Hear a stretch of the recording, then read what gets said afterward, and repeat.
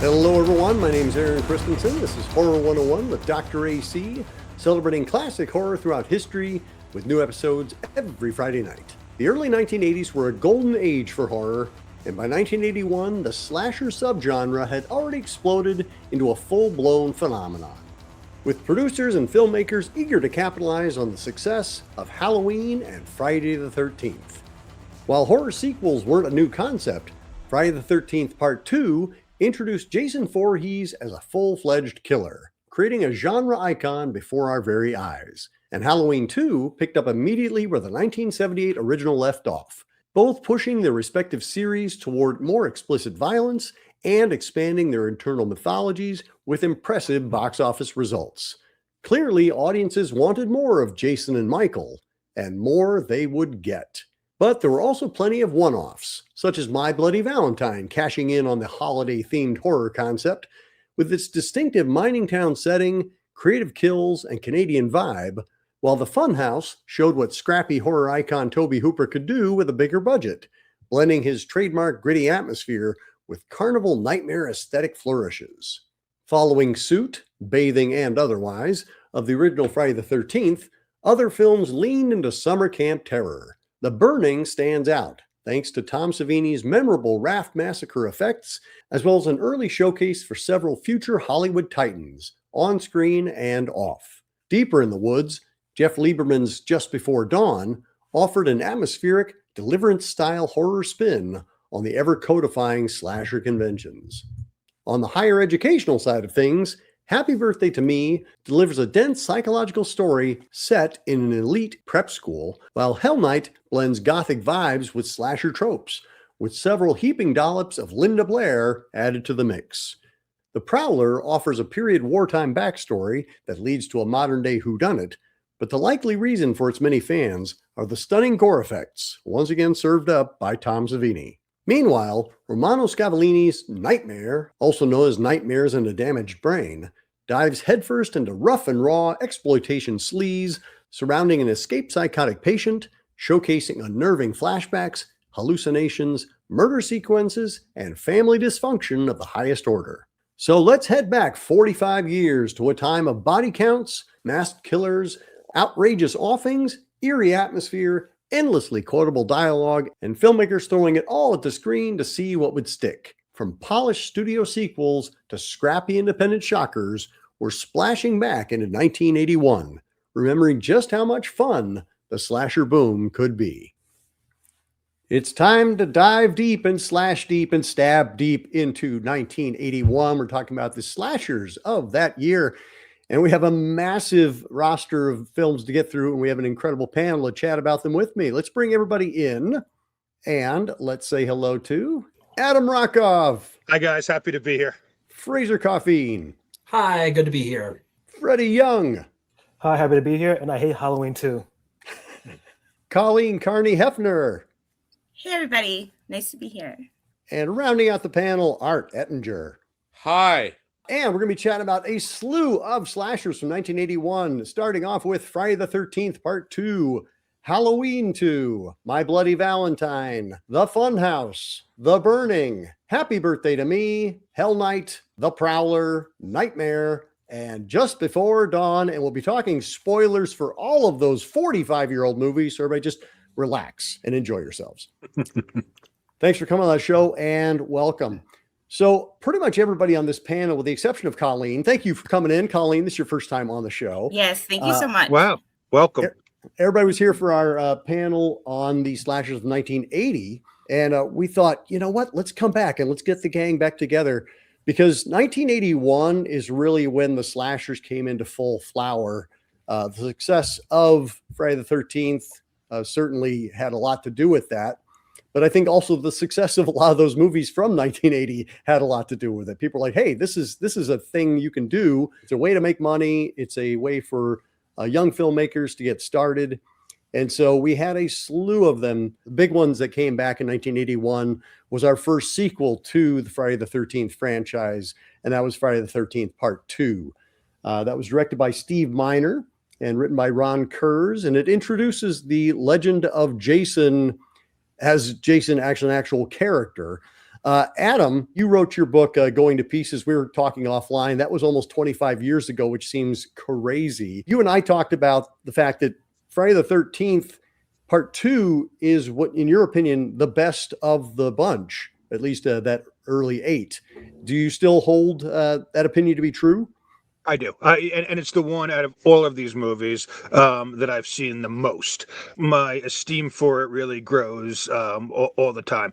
I always say that, Friday the 13th, the original, is the most important. Part 4 is my favorite, but part 2 is the best. It really is the one slasher film, and especially the one in this series, that takes all the different tropes of the slasher film that we've come to know and love and really perfects them. I don't know if there's such a thing as a perfect movie, but it's as good a horror film and it's as good as a slasher film as you're going to find. I just love everything about it, and I'm looking forward to hearing what everybody else has to say about it, because this one is really sort of close to my heart. Let's bounce over to you, Fraser. You were on our Friday the 13th final chapter episode with Adam. Yeah. Curious to hear what your thoughts are on part 2. Yeah, I agree. It is fantastic. And I think, Adam, what you said was interesting, that my esteem for it sort of grows every time I see it. I think a lot of it, too, is, Aaron, what you said about the character aspect of it, right? Like, this is the one that most treats Jason like a human being who has some character stuff. Like, they're talking about his psychology and things like that. And at the same time, it also has, I think, by a mile, the best developed final girl character in the entire franchise. She's tough. She's resourceful. It has this character aspect that is often absent. Not absent maybe is too strong of a word, but it's not a priority in the other movies. And this one really brings it to the front and center. And at the same time, it does some things that I think are really different from some of the other movies. I love the opening, which is very unique and very not Friday the 13th. He's like in this suburb kind of setting that we never, ever see him in at any other time. And that whole openings segment, I love I'm a big fan in movies of the sort of cold open, introduction, major set piece that kind of Scream, I think, is sort of the king of. And this one is a really, really good one, really effective. Well, and it's an audacious, 11-minute pre-credits. What movie is this? I mean, you know what movie it is, but, they haven't said the title, and that was unusual, certainly at that point in time. Colleen, what are your thoughts about this one? I like those types of openings too. I like a late in the movie title card. Yeah. I do agree. I think, okay, I'm going to be a little sacrilegious and say that Friday the 13th is not anywhere near my favorite franchise. I always feel very left out when people are like, it's Friday the 13th. What's your favorite movie? I'm like, I don't care about them very much. I love the first one, of course, but I do think that the second one is really strong with its world building, with its mythos of Jason. He's not supernatural yet. He has a bag on his head. I think that's the creepiest Jason. Agreed. Just baghead Jason rules to me. Great final girl, great set pieces, but it's just so hard for me to be enthused about it because it's just not high up there for me. If it were to me, the first movie, second movie, and then I kind of like the one when he goes to New York, I guess, but just because it's silly, but yeah, I do like expanding on the oh, this is what happened. His mother went crazy. These kids were and it's I like fleshing that out. Freddie. Yeah, this is top 3 Friday the 13th for me. When I first think of the franchise, this is the film I think of first. I don't think of the first one at all. I think the second one first. I think this one really is the one that really establishes everything. Amy Steele is amazing in this movie. I think she's one of the best final girls in any slasher movie, I think. I love the psychology stuff. I love the ending with the sweater. I think that's just really unique. And yeah, Sockhead Jason is, oh my God, the scariest Jason. That hockey mask is iconic, but it's not scary. I mean, it's silly. But yeah, I love this. I think the characters here are more fleshed out than usual in this franchise. The kills are great. That wheelchair kill is one of the most iconic kills in any horror film. Just a really messed up kill. We gotta talk about the whole Bay of Blood influence on this because a lot of the kills are pretty much taken from that. The spear kill is taken from that. I think that the one with the knife with the girl that's taken from that. So They say they didn't watch Bay of Blood, but come on, they definitely watched Bay of Blood. But yeah, I think this is the first great movie in the franchise. I personally prefer Jason Lives and Final Chapter over this one, but this is like top 3 for me. And Art, I actually texted you because I was like, do people talk about how amazing the cinematography is for this movie? Because I had kind of taken this one for granted. I think of it as the stepping stone to getting to my favorite as well, which is Friday the 13th Part 4, the Final Chapter one, because I feel like that's when they get all the elements in play. But I had kind of just forgotten about this, how good this one is. And it genuinely surprised me just how skillfully it's put together. So Art, thank you for hooking us up with the version with all of the deleted special effects in play. Curious about your thoughts on this. I love the Friday the 13th franchise, at least the first 5. My favorite Friday the 13th movie is Part 5. It's the first one I saw. It is one of my favorite movies. I mean, I hold it in incredibly high regard. I watched it in the 5th grade while my family was watching the Super Bowl in the other room, because who cares about football when you could watch a slasher movie on cable. Rewatching Friday the 13th Part 2, it is a incredibly well-made movie. It has a lot of interesting elements. We've already talked about the Bay of Blood influence. I mean, Hallmark was one of the main companies that distributed Bay of Blood in the States. And, they also distributed, a little movie called Last House on the Left, which a gentleman named Steve Miner just might have worked on. So this idea that like, oh, what's this Bay of Blood thing? Get the fuck out of here. Like, of course they saw Bay of Blood. Steve Miner's had an incredibly interesting career, right? I mean, he's the only guy who made 2 Friday the 13th movies. He also directed Part 3, went on to make House, the controversial Soul Man, Warlock, H2O. He made a Halloween movie, and he directed a bunch of TV stuff, including episodes of The Wonder Years. Some of the things that struck me on this rewatch of it, besides the recently found X-rated gore footage that Edwin Samuelson just thought to reach out to the effects artist Carl Fullerton, who had it on a VHS tape all these years, these gore inserts. But this is before Carol Clover's landmark Men, Women, and Chainsaws came out, and a lot of people, well-intended people, but very wrong people who didn't take the time to really analyze these movies, except for superficially. This movie has a very aggressive female character in the form of not just the final girl, but I think the character's name, her name is Vicky, the one who hits on the handicapped character. Yeah. Today, I think a lot of right-wing dipshits would refer to the casting as woke, because, you have an Asian camper, a black camper, a handicapped camper. And of course, that's a ridiculous way of looking at the world. But, a lot is borrowed from Bay of Blood, including a character being in a wheelchair, including the death while the two people are having sex. But one of the things that differentiates this from many of the other Friday the 13th movies is there's lots of characters introduced who aren't killed.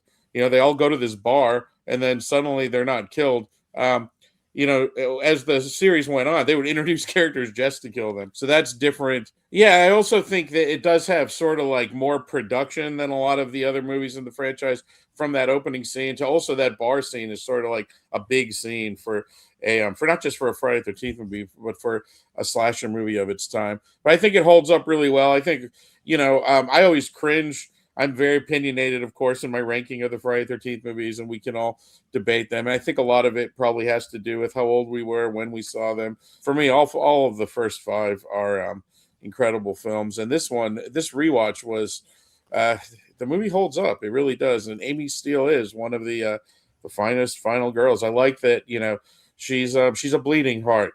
She wonders about poor Jason in the woods. And I think a lot of the time, these movies just, Dr. Loomis is like the least caring psychiatrist in world history, right? He's like, he's evil, he's the devil, kill him, shoot him 7 times, because shooting him 6 didn't work. But anyway, I'll shut up now. You get the, you ask, and it's like pull the string. I can talk about these movies all day. It's literally why you're here, Art. I Yeah, thought I Carl- was okay. Anyway, I'll shut up. See, there we go. Response. Carl Fullerton, Tom Savini quite famously did not do this project and decided to do The Burning instead. Carl Fullerton does some really amazing gore, especially in the uncut version that we got to see. That shot of the ice pick going through the face was pretty impressive. Yeah. I was very knocked out by that. The cinematographer, Peter Stein, he went on to do things like Pet Sematary. And so he's had a pretty interesting career as well. But Carl Fullerton, who did the makeup effects, he also did Silence of the Lambs. He does all of the dead bodies that the team comes across. So he's somebody with quite a pedigree as well. So it was really cool. Again, I was knocked out by some of the setups. You're inside the cabin and it pans over and then you get a shot out the window of a character moving from indoor to outdoor. So there's some amazing stuff happening that I completely had overlooked. I saw these initially as a triple bill at the drive-in. So when there were only 3, I saw Friday the 13th, 1, 2, and 3. So they all kind of just ran together. But then going back to them, I've always watched them in kind of a marathon session. And so I don't think I've ever just watched part 2 on its own. And I'm really glad we did because I have a whole new appreciation for it. There's an edit with Muffin the dog gets killed, and then he goes right into the hot dogs being cooked on the grill. I think that's one of the best edits in any movie. And then they save Muffy. They come back and they're like, oh no, he's fine. He's fine. Yeah. Don't kill the dog. I'm with you on the cinematography piece. One thing that I really like about that aspect in this one is it keeps the trick that is used in the first one, and I think they've done by 3 of kind of faking you out and making you think that we're in Jason's point of view, but we're not, right? Like the camera's coming up on somebody and you're like, oh, they're about to die. And then they just like look at the camera. And it's like, just the camera, Jason, right? It's just the camera, right? Which is used a ton in the first one, a little bit in this one, especially in the first scene when she's taking the shower. And she opens the shower curtain and is just staring right at the camera. And it's a great trick. I think it's really good. It's one that they would get rid of as the franchise went deeper. And I think it's a mistake to have let it go by the wayside. It's a really effective tool. And then the other big news from 1981 was the return of Michael Myers in Halloween 2. We had to wait 3 years for the sequel to our big 1978 slasher hit. It was ironic that we got Friday the 13th Part 2 and Halloween 2 the same year, because in the same way that we see Friday the 13th being influenced by Halloween, I think Halloween 2 is very much influenced by Friday the 13th. Freddie, what are your thoughts on Halloween 2, since I see you wearing the shirt? As you can tell, I really hate this movie. This is one of my favorite slasher sequels of all time. This is the second horror film I ever watched. I have a personal affection for it. Watch it every year. I didn't watch it for this rewatch because I always watch it in October. The only probably the flaw is that it's not Halloween. But other than that, it's such a great sequel. I love that it continues right after the first one. Donald Pleasance here I think is probably the best Dr. Loomis in the franchise, period. Just goes crazy. Justice for Brent Tramer, that whole kill with the cop car, I hate that. I think Jamie Lee Curtis could have been used better in this movie, but I guess she was doing other stuff around the time of the filming, so she couldn't really commit fully to it. But the whole final act is great with her. Michael Myers, The Mask, I love The Mask in this one. I know that everyone loves the first one, but for me, the second one's the best one with the blood coming out of the eyes. I love that. Definitely more slasher than the first Halloween is. More kills, more creative kills. The scalpel, the needle, the syringe in the forehead, the hot tub. The burn effects are the second best special effects in the movie, other than the nurse's breasts. I think that's number one.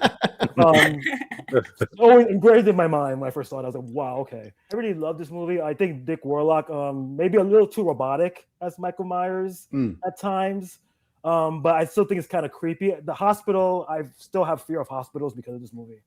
I can't go to the hospital. I always think of this movie first. Like, okay, Michael Myers is probably here, probably kill people. Mr. Sandman, first thing I think of is Halloween 2. So it's like engraved in my mind how much I love this movie. So as you can't tell, like I really love this movie. So yeah. Art, let's bounce over to you. Like Mr. Freddie Young, this was the third horror movie I remember watching from start to finish. A lot of people who get into horror as young as I did common story is they had like an older sibling into it, a parent into it. Not me. No one in my family likes horror movies whatsoever, but they let me watch whatever I wanted to watch. I saw it via the TV cut when it played our local UHF station, Channel 29, on Halloween weekend of 1985. I was in the 5th grade and my mind was blown. This would be the first slasher movie I actually ever saw. The first 2 horror movies I remember seeing from start to finish were Poltergeist and Halloween 3. After seeing the TV cut, I read the novelization. This is both before seeing the theatrical cut. We didn't have a VCR yet. I had no access. It was like a gap between when it was first on cable and when it was going to return to cable. The theatrical cut is, of course, way better. It looks amazing now in its current restored form.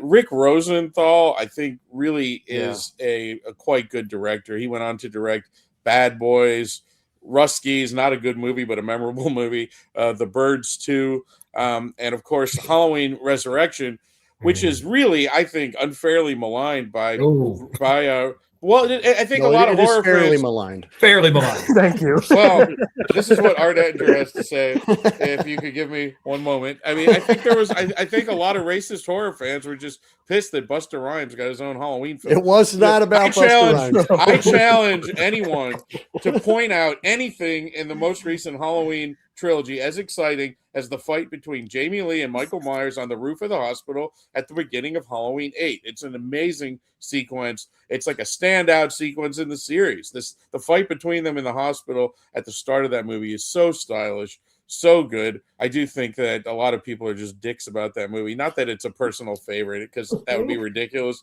but it's like really unfairly treated. Colleen, I know you're a huge fan of the Halloween franchise. Oh, no.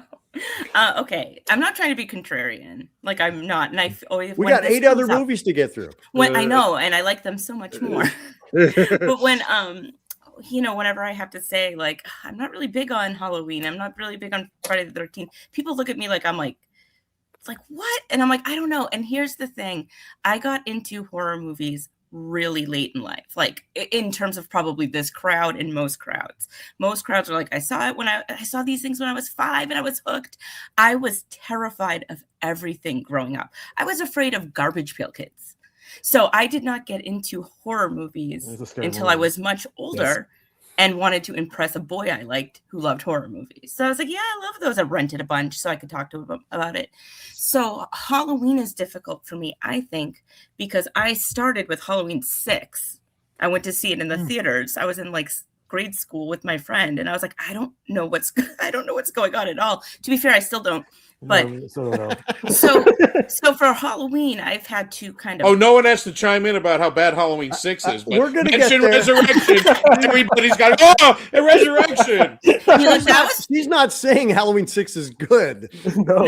Yeah, but this is the thing, though. Notably, no one had to chime in about how awful that movie is. But here's the thing. It's a pile of shit. There was no Halloween 6 apologist happening. So I didn't feel the need. Have experienced this situation with Hellraiser 4, and I think people are coming around on Hellraiser 4, but I'm like, that movie's good, and they're like, it's in space, and I'm like, but it's good, like it is good. Okay, anyway, so I had to like kind of go backwards with Halloween. So there was already like a mythos happening in my brain because I saw 6 first. So then going back to 1 and 2, I'm like, I don't know if any of that works for me, because it's like one is great. Like 1's really great. And 2, I do again appreciate, like, let's build this world up a little. Let's see where we could go with it. Jamie Lee Curtis is adopted. Michael Myers was her brother. And it's just like, I feel like appraising it in a weird order is like, oh, they kind of backed themselves into a corner there. And I think if I had been, I mean, I was born in 1981, so I did not see any of these things until much later. And I think if I had been there for the ride, I would have been like, okay, yeah, that's cool. She's his sister. That's cool. That's a cool twist. But because I saw it in an opposite way much later, I was like, I don't think that works at all. And that's what I have to say. But I do, there is something special, though, about a movie that you saw on TV, because the horror movie I saw as a kid on TV was The Changeling, which is my favorite horror movie of all time. And I was severely damaged by it for like 3 weeks. but we can talk about that later. But I do like, building off of what Art said, there's just something about a movie you saw on a TV edit where you're like, and like that edit stays in your brain. So when you watch the real one, it's like, oh, that's weird, even like 40 years later. So, but yeah, so for Halloween, I mean, I do appreciate what they were trying to do with it. And I do recognize that I am in a minority. So, but for me, having watched it all mishmashed, I'm like, I don't know, man. It seems like they don't know what to do after that, because then it kind of falls apart mythologically. I would argue that John Carpenter and Deborah Hill did not know what to do with it, and this was the best they could come up with. Shooting up to you, Adam. Like Colleen, I was a kid who was afraid of everything, but unlike her, because of that, I sought out the scariest things I could find to kind of cure myself about that. And like Art, actually, Halloween 2, the first time I discovered it, I saw it, either the novel or the novelization. I forgot what came first, but I think it had that crazy image of somebody screaming on the front, and it terrified me. And I literally remember I sat down on the floor of the Kmart. My mother was shopping, and I just started reading it, and I couldn't stop until I heard her yelling, Adam, Adam, Adam. So that had, an indelible, it's etched in my memory of doing that. The first time I saw it, like so many horror movies, was in Terror in the Aisles. So I never saw it as a singular film first. I saw the highlights of it in Terror in the Aisles. Watching it again now, I agree with everybody who said Rosenthal is vastly underrated. I know it's sort of blasphemous to compare, the original to part 2, but if you literally watch them as one continuous 3-hour movie, and you didn't know anything about the history, you didn't know who John Carpenter was, you didn't know anything about slasher movies or horror in general, I think you would be harder pressed than you may think to say who did what in which film. I really think it's a pretty smooth continuation from part 1 to part 2. Bounce it over to you, Fraser. Yeah, I think he does a great job with that continuation. I love the movie marathon still being on, right? The little details like that. I love poor Ben Tramer, being out and about and getting mowed down. I don't love that. That's sad for Ben Tramer, but it's a great detail, right? And like the way that they're connected. The thing that to me kind of sums up Halloween 2 in a lot of ways is that connection that Art referenced earlier, that they recut the ending of Halloween 1 so that Loomis now fires 7 shots. And in a lot of ways, that to me kind of encapsulates Halloween 2. Like, we're doing this, but oops, now he shoots too many times. But the thing that I really liked on this particular watch, and part of the reason that I really enjoyed this panel last year and enjoyed it again this year, and certainly hope we keep doing it again, is because it gives these movies a different context for me than I'm used to, right? I always think of this, I almost exclusively watch this paired with the first one, right? Yep. And watching it not only divorced from the first one, but kind of divorced from the franchise as a whole, as just one of these slasher movies that came out in 1981, gave me a really different perspective. And I liked it a lot more, which is not to say I didn't like it otherwise, but I liked it a lot more this time. And I think some of the things that occasionally have made me in the past be a little like, nah, I liked a lot more. Mainly, it's a deeply like silly and weird movie at times, like Loomis being so unhinged, as we said earlier, is a lot of fun. The goofy quick turnaround of the car after Loomis commandeers it, that's a very like slapstick kind of shot, as is obviously the ridiculous slapstick slip in the blood with completely flying into the air. But I kind of enjoyed that more. I think sometimes when I watch the two together, those things make me be like, like this isn't Halloween. But here I enjoyed it a lot more. And then one last thought really quickly. I was struck this time, this is the first time I've watched it in a couple of years. And I was struck this time that it sort of introduces the like town hysteria and town like falling apart that would years and years later be a real centerpiece of Halloween Kills. And I feel like that kind of gets introduced here. I feel like that's a remake of this one, to be honest. In a lot of ways, yeah. I totally agree with you. To Freddie's point, I mean, I think my biggest fault with it has always been that it's not Halloween, and that it doesn't feel like it's in sync with Halloween. Yeah, sometimes, right. Yeah. But I think it's, to your point, Fraser, I don't think I'd watched this one kind of sitting on its own for a long time. And it does feel like a really great slasher. Like there are these creative kills that Michael Myers was not doing in the first one, but suddenly he like is taking time out to like stick an IV in somebody and let their blood drain out. I'm like, who has time for this? Who has the fine motor skills for this? The creative murders, the hammer in the head, all of these things. I'm like, this is a great 1981 slasher. And again, watching these all kind of together, I agree. There's a different context for it. I was viewing it through that lens as opposed to part of a Halloween franchise. I don't know what people's thoughts are about the introduction of Laurie Strode being Michael's sister. It always has felt like that was a misstep on their part in terms of kind of forcing the franchise to go in that direction, because it doesn't just, there's no reason for him to murder everybody else that he murders along the way if he's aiming for her. Like, there's a lot of collateral damage. I also think it's much creepier to be like, this person just kills indiscriminately. Right. Like, there's something horrifying about there not being a motive behind anything. I agree, and I know that it's a controversial one, and not everybody feels the same way. I happen to like the newer trilogy a decent amount, and one of the things I like about the first in the new trilogy, right, is, you know, there is this kind of sense of like, for Laurie, this is this like lifelong nemesis, and for Michael, it's just like some person who's in his way, you know, and I kind of find that a lot creepier. But the brother and sister thing, that was never the plan to do the franchise beyond this with Michael Myers anyway. So I get why they did it. Also, John Carpenter was drunk apparently, so that's why he wrote the script that way. But do all the babies burn when the hospital blows up? Is that what happens? That's a good question. Like, do all those little babies get killed? It's a bad solution. That was a bad hospital to begin with. Where were the patients at? Yeah, where was the lights? Yeah, that's why I get creeped out when I go to the hospital. Like, okay, like no one's gonna be here. Okay, but yeah, no, I think it's one of the best slasher sequels ever made. So, and from one of the most famous holiday horrors, we shift to a second holiday horror, which is My Bloody Valentine, which was released in early 1981. So it's coming out of the gate strong. Adam, I know you've had conversations with director. I imagine many of us have had conversations with director George Mihalka.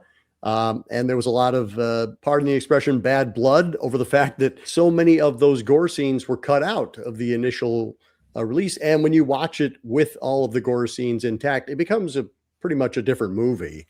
But the movie that we got both then and now, I think is pretty solid. Adam, what are your thoughts? I like gore as much, probably more. Well, I was going to say more than the average, certainly more than the average person, but as much as anybody on this panel, even devoid of the gore scenes, I think it stands up as well as anything. I mean, this is, take away the big three, meaning Friday the 13th, Halloween, and Nightmare on Elm Street trilogies. I mean, there's no more perfect representation of the slasher film than Bloody Valentine. You know, sorry, I'm not being so insightful about it, but I just love it. Everything about it is great. Well, I've seen it probably the second most of all these films besides Friday Part 2, dozens and dozens of times.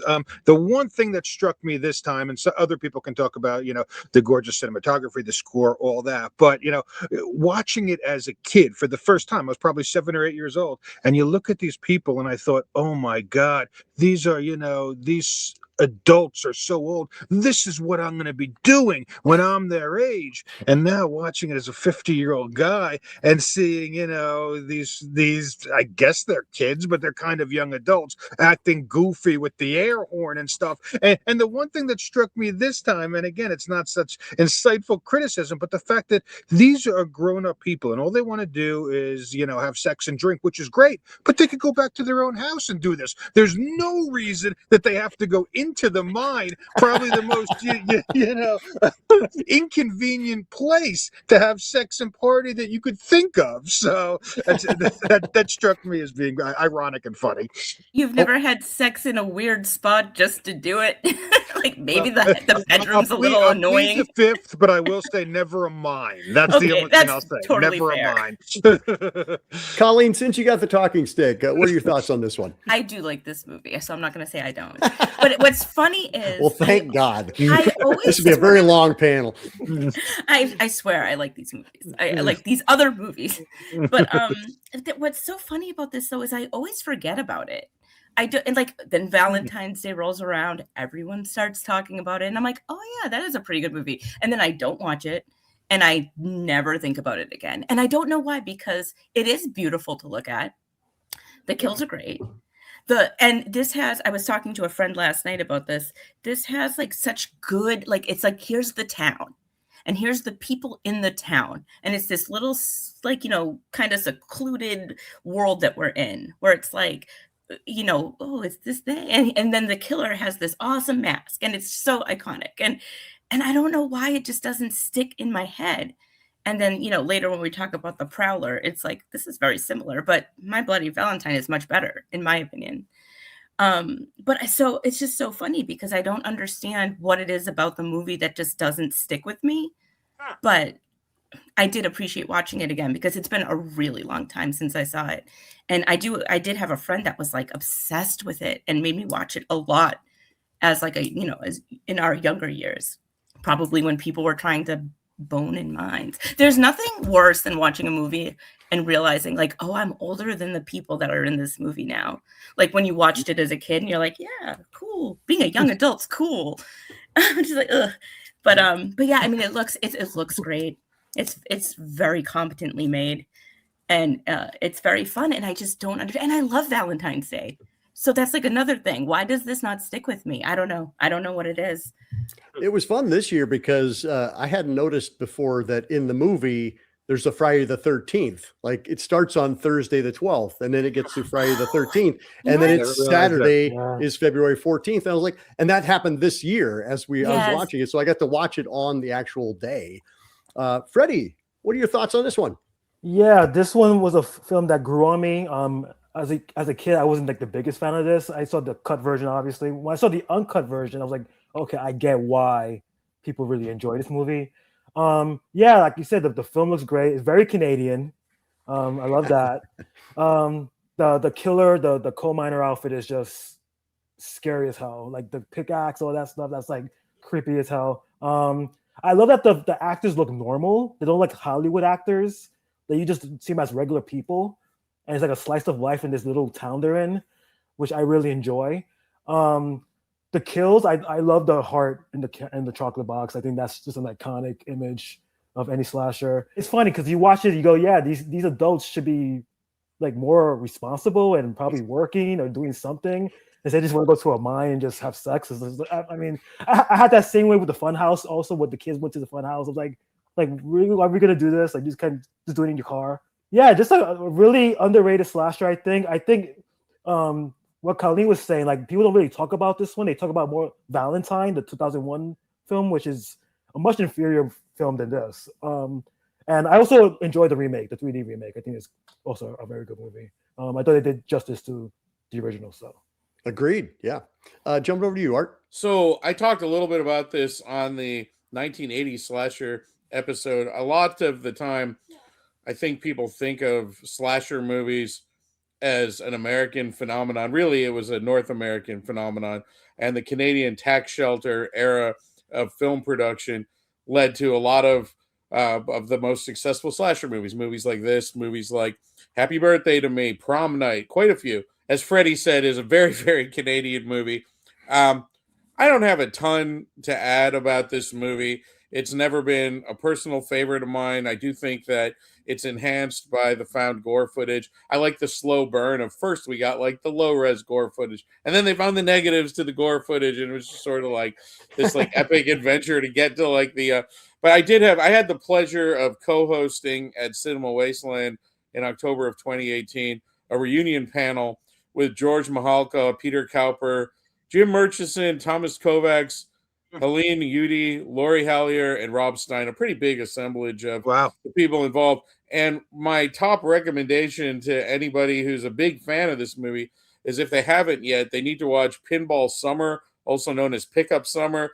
It's also directed by George Mihalka, and it contains most of the same cast members. If you're a fan of My Bloody Valentine, as far as the 3D remake goes, just a side story, that was shot here in the Pittsburgh area. And I was supposed to do an on-set piece on it, and I was given directions, and I get to this unlocked office, and I go in, and there's no one there. Like, there was all this, like, stuff, and, like, I waited, and no one ever showed up, and I didn't get to do my on-set article on the movie. But I did go on the set, which was unlocked. They had this weird unlocked office. Very strange. But anyway, whatever. My Bloody Valentine seems kind of like the most unique quality of it is how Canadian it is, that remote location, and just like a bizarre environment, almost like Wake and Fright-ish, this like weird drinking town where you feel like anything could happen.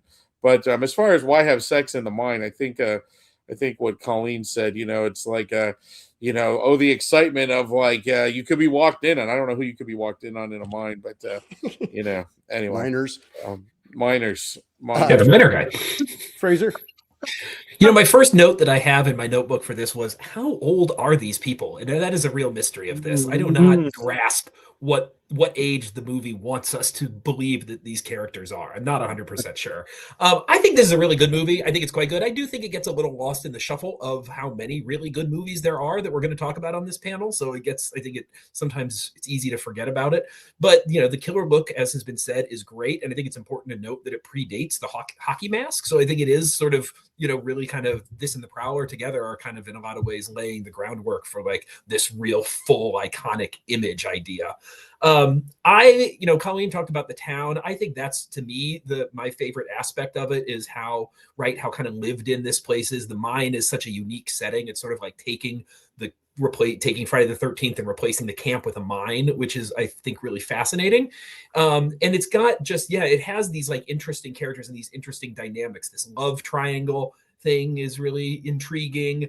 I like the cop character a lot, who is, on the one hand, completely ineffective, as cops in these movies always are, but on the other hand is not portrayed as like an idiot who like hates the youth, right? They usually are both ineffective and jerks, right? He just kind of stinks at his job, but he's like nice, and he's like, which is a different kind of dynamic on it that I find really interesting. It's big on a theme that we're going to see a lot in these movies, and that's this idea of like, just leave it alone. Like, why are you messing? Like, and I think that's something that comes up in a lot of these. Everything's fine. There was this thing that happened a long time ago. Stop screwing around and poking at it. And then you poke at it, and then this whole thing blows up, right? And we see that again in a bunch of these, and I find that to be really interesting how prevalent that is. I don't know what was sort of in the psyche of places at the time that really caused that in 1981 to be a real common thing that they kept coming back to. But it's very much there in a lot of these, and this one very prominently. Well, as you were talking, Fraser, I was going through my head. I'm going to have a whole list of tropes that get repeated throughout our 10 films. But I think this may be the only one where the killer is not killed at the end. The killer kind of escapes. I don't think that is accurate for any of the others. I think we get what we think of as the killer being killed at the end, even though they'll return, obviously, with Friday the 13th and Halloween. Can I just add, this is so fascinating listening to you guys for this one, because I'm somewhat shocked in a way, and it's so interesting, sort of the lack of love and how people are referring to Bloody Valentine is almost forgotten. Because to me, if other than sort of the holy or unholy trilogy of slasher franchises, if you said, pick the most well-known or the best or whatever, I just always assumed that they would pick either, Bloody Valentine or Prom Night or Terror Train. I mean, those to me, Bloody Valentine to me, I never considered it being overlooked or sort of underappreciated at all. So it's just interesting. I'm not trying to be contrarian. It's just very fascinating to hear. You're nodding, Aaron. You agree? Well, I think it's certainly one that has a brand name quality to me in a way that a lot of these other films that we're going to be discussing do not. I think Mighty Bloody Valentine comes to mind quicker than, say, Hell Night or Nightmare. Sure. Well, I think you're right. As far as My Bloody Valentine is one of the most revered slasher movies. It's just me personally, when I think about like my favorite slasher movies, which would be things like Silent Night, Deadly Night, or Sleepaway Camp, or Blood Rage, or Friday the 13th Parts 4 and 5. Like I like the slasher movies that have zanier, crazier shit going on in the periphery. And I feel like My Bloody Valentine, as awesome as that Canadian locale is, that's the unique factor, the mind setting. But there's something about it that's always just felt generic to me, which might sound ironic coming from someone who's a fan of genre cinema to refer to like something negatively as generic, because like I certainly like a lot of movies that would be described as generic. But I don't know. Yeah. it takes itself pretty seriously too. Like it Totally. takes itself, dead on, like it's a drama. And there's also like this whole thing about like this guy going off to find himself and coming back, and the whole love triangle aspect of it. To your point, this one isn't wackadoo. Like there aren't like killer twins showing up. And those other things don't work very well though either. Like I don't think that like anybody's like going to do soul searching after watching My Bloody Valentine and think of the coming of age element. Maybe I'm being too hard on it, but like every time I rewatch it, I'm just like whatever, Like I'd rather be watching Blood Rage. Rather be watching Blood Rage, which is exactly how I feel. Yeah, one of the greatest movies of all time. But like moving ahead to something that feels a little more kind of like that weird, hard to pin down is the Funhouse, directed by Tobe Hooper. Curious to hear what people's thoughts are on this one, because in some ways, I think it's the least slashery of these 10 films. I don't know that it even belongs in this list, but it was in your book, Adam, so I included it. Colleen, what are your thoughts on the Funhouse? Did you see that like crazy reaction I just did? This I did. This is easily my favorite, other than we'll talk about Nightmare, but Nightmare was new to me and Funhouse is not new to me. I love anything that has to do with a carnival, for one thing. My last name is Carney, so kind of grew up with that. I came to this by way of the Dean Koontz novelization, because my mom was a big Dean Koontz fan, so I read a lot of his books, and then I backtracked to watch it. The novel does such a good job. It's like shockingly good. Lots of like parsing out the history and the backgrounds of the characters and stuff. It is so effective because there's something inherently scary about carnivals in the first place. They come into your town, a lot of weird transient people work at them. You're getting grifted and you should know that. Like everything is set up for you to lose money. They're ethically unsound, like freak shows and stuff like that. But to me, going off and trying to have sex at like the carnival makes a lot of sense. Like I never question that. It has one of my favorite things, which is the weird brother. Elves has this and Nightmare has this brother that's just like, haha, I see your boobs, or like whatever. And it's like, what is happening here? This is so inappropriate.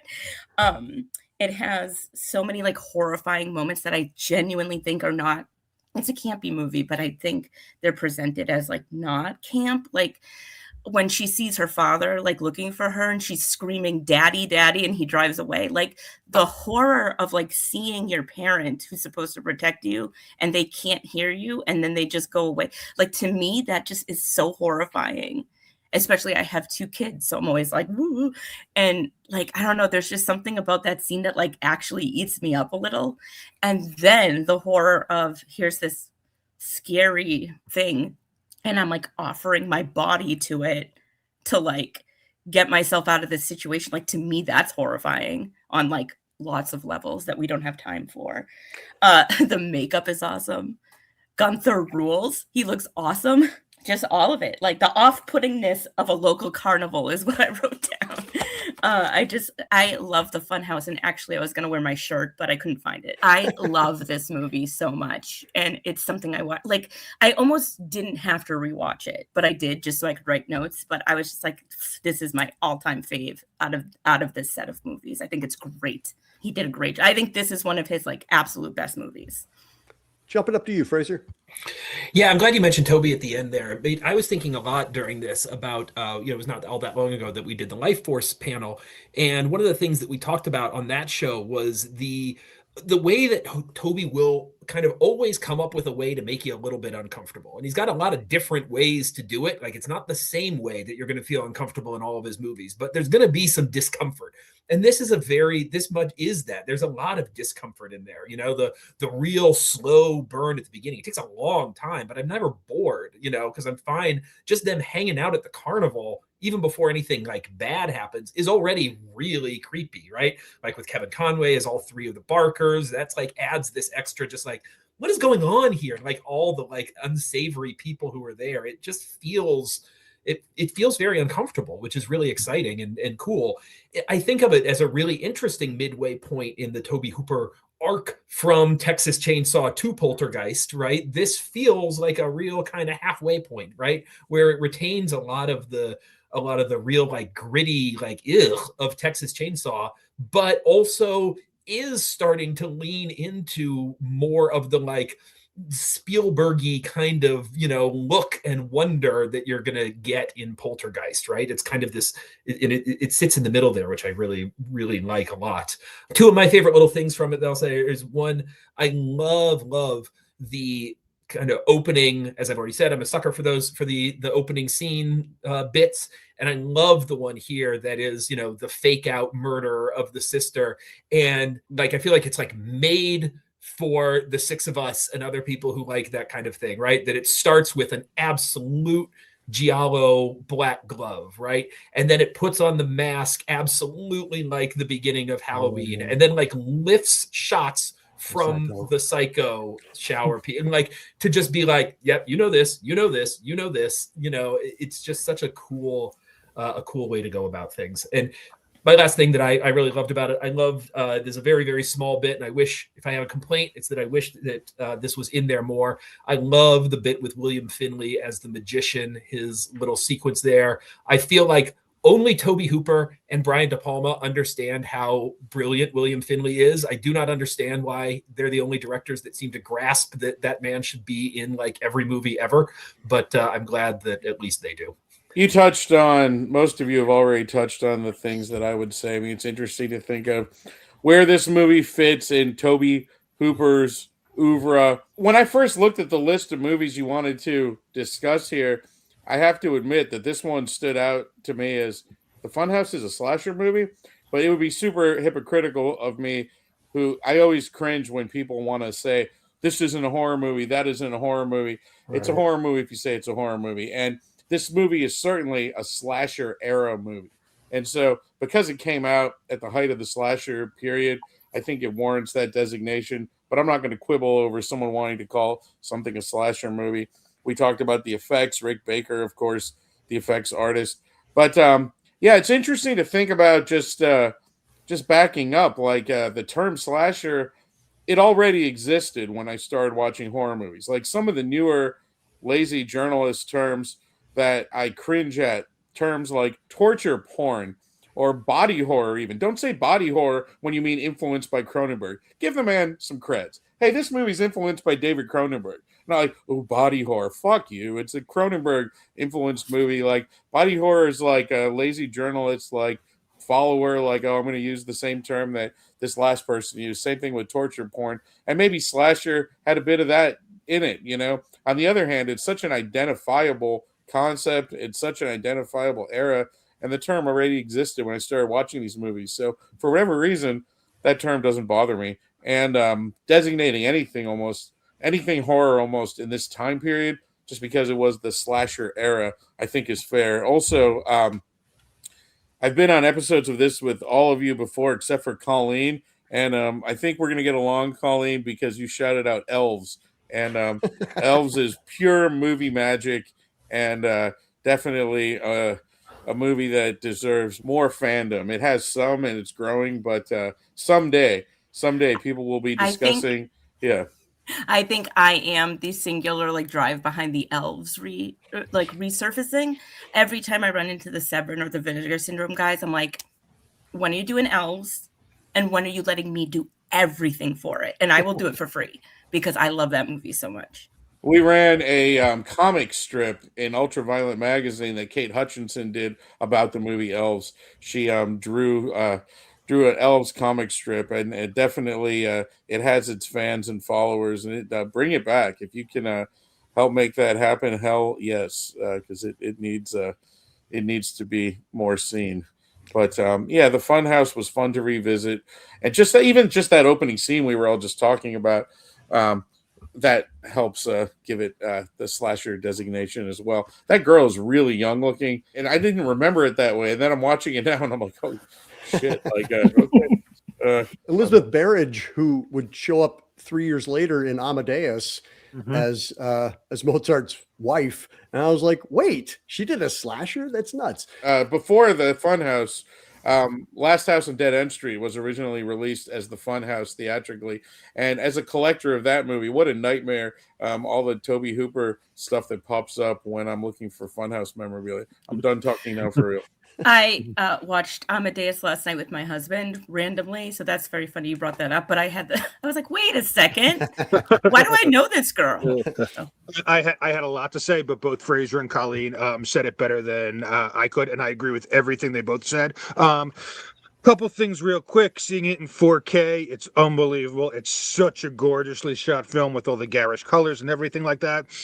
Also, never realized as a kid watching it how incredibly sleazy it is. Maybe because I didn't understand the sexual politics or connotations about it, the prostitution, and like Colleen said, the girl offering herself up. And then the last thing I'll say, by far to me, now as a father of 2 kids, the most, even though they're grown, the most disturbing thing is the scene when the brother passes out and the carny finds him, and they bring the family in, but the carny is like stroking the kid's face in front of the parent. It's just so incredibly weird and inappropriate, and it was icky. Well, the trucker who drives by too, that's a whole creepy there's a few little moments like that. You mentioned The Look, Adam. That's direct photography, Andrew Laszlo, and he did Walter Hill's films, The Warriors and Southern Comfort. Yeah. He also did First Blood. He's somebody who has a good eye, and he also did Streets of Fire for Walter Hill. So if you need some visual reference, there you go. Freddie, what are your thoughts on this one? This has never really been my favorite, but this rewatch, I actually appreciate it a lot more. I agree with what everyone said. Me too. I think the atmosphere is really strong in this film. I love the opening, like Fraser said. My issue with this film, though, I think the characters aren't that interesting, except for Amy, the main character. I really don't care about them. I think the guy with the glasses is just an asshole. Very sleazy. Not sleazy as a movie we're going to talk about later, but very sleazy. But yeah, I agree about Tobe Hooper. I think this was probably maybe the first really mature Tobe Hooper movie he directed, because it's very subtle. It's not very it's very like grimy sometimes. It's very like in your face, but also very like professional. And you can tell like this guy was off to make like Poltergeist and like Invader from Mars and stuff like that.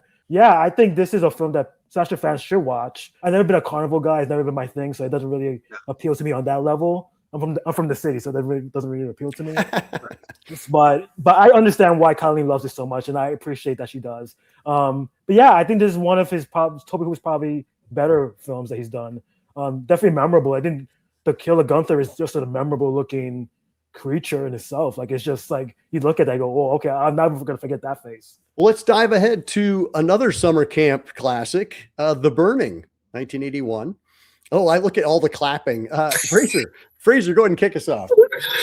Adam said earlier that he felt like My Bloody Valentine, is like the one to hold up as like the perfect slasher. That's The Burning for me. I think The Burning is absolutely incredible. I love it so very much.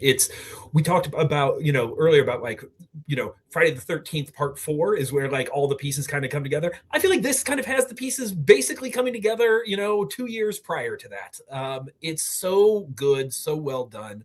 One of the things that I think is so cool about it and that I really love, I don't know exactly, I haven't read a lot. I don't tend to read a ton of stuff about like the making of, so I don't know, people might have good insight on this. It is such a like ensemble group who like really truly feels like a bunch of people at camp together. A bunch of very disparately aged people, I'll give you that, but nonetheless, a bunch of people who are at camp together, hanging out, spending time in the summer. It's a long time before the campers even have any sense that something is going wrong.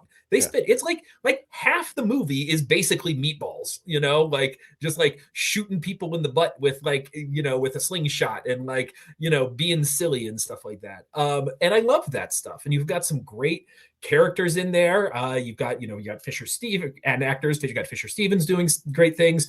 You got good old Jason Alexander seeming like George Costanza just transported into a summer camp, which is really great. There's just so many good things. Obviously, and I won't talk about it a ton because I'll leave it for somebody else, but obviously the raft is iconic beyond all scope of iconic. It ends with a flamethrower, for crying out loud. Like, come on, this is amazing. It's so good. there's not really so much of like a clear protagonist, right? It is more ensemble-y, right? But there is the like main kid, who all movie they're like the women at the camp are like, that kid's a creep, and then you're like, that kid is a creep. He's absolutely being a creep. They're not.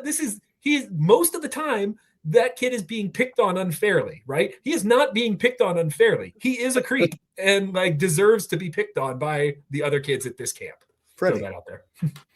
Before I even talk about this, we gotta discuss the Weinstein effect on this movie. Obviously, it's a dark cloud over it. The film is very, I want to use the R word, but it's kind of, that vibe. A lot of characters are very like sexually forceful on women. Like you can talk about the main character, he's very much a Weinstein like stand-in in a lot of ways, I think. Other than that, this film, I love this film. I think for me, like people like Friday the 13th for this one, I prefer The Burning. The first Friday the 13th for this one, The Burning for me. I think Tom Savini's effects are great. The raft scene, like you said, is iconic. 1 minute of murder, like a slaughterhouse. It's just shot so well. I think the characters are interesting. They're all very different from each other. You can tell who's who. The killer, I think the killer is one of the most sympathetic killers. He kind of just justified in what he's doing in a lot of ways, mentally anyway. I understand his motives, but yeah, I just love the vibe. I like when I think of like camp movies, this is one of the films I think of because it just feels like you're going to summer camp with these kids, and they feel like real friends. Like they've been together for a long time. They know each other very well, and when things happen, they kind of don't believe it at first, but when they see the evidence, they go, okay, we gotta band together and just fight back. So I really appreciate that. Because a lot of slasher films don't do that. So, yeah, this is definitely one of the top slasher films of 81 for me. I also think that they seem like real friends. Like, they really did a good job of being like, these kids went to summer camp every year together. I love the through line that kids are mean. That's like the main, like, kids are just mean. Like, even that opening scene is like, what? Like, why are you doing any of this? And I do love that it's like, there is the creepy kid sort of red herring, but then it's like, very quickly established, like, no, the guy from the beginning is just the killer. Like, there's not going to be any twist here or anything like that. That guy they burned is back and he's mad about it. I remember when we were talking about My Bloody Valentine, Fraser said stuff about like lore. And there's a lot of movies that we're talking about today that have that sense of like local town lore, which I think is always very interesting. And of course, this movie was pulling from the actual Cropsey, like, I think it was New York area, and Andre Rand, who was like a molester and murderer.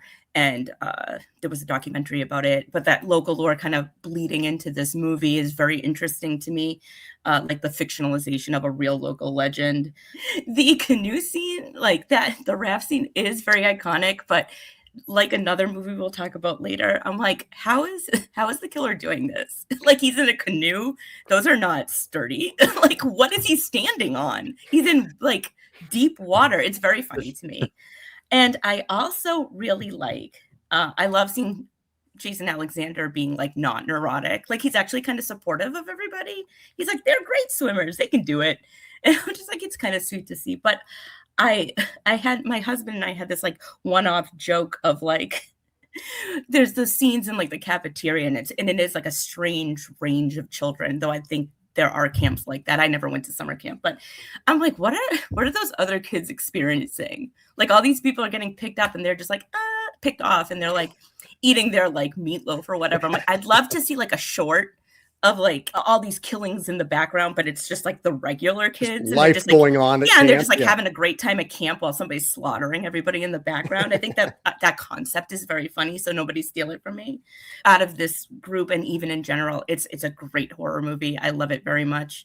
So I grew up in my hometown. I lived there until I was 18. Is Buffalo, New York, which is where this movie was made. And Harvey Weinstein, his brother Bob, and Corky Burger were concert promoters there, apparently. And they had this thing called Harvey and Corky Productions, and they put on a lot of local concerts. They owned a club where bands would play as well. And then they decided to form Miramax, a small company called Miramax, and it's kind of interesting that this is part of the roots of that very important company. It's also, of course, interesting to think of Harvey Weinstein's role in this movie. This movie does have, and this out of all the movies we're talking about, other movies maybe touch on this, but this is the movie that has almost a Me Too kind of subplot, right?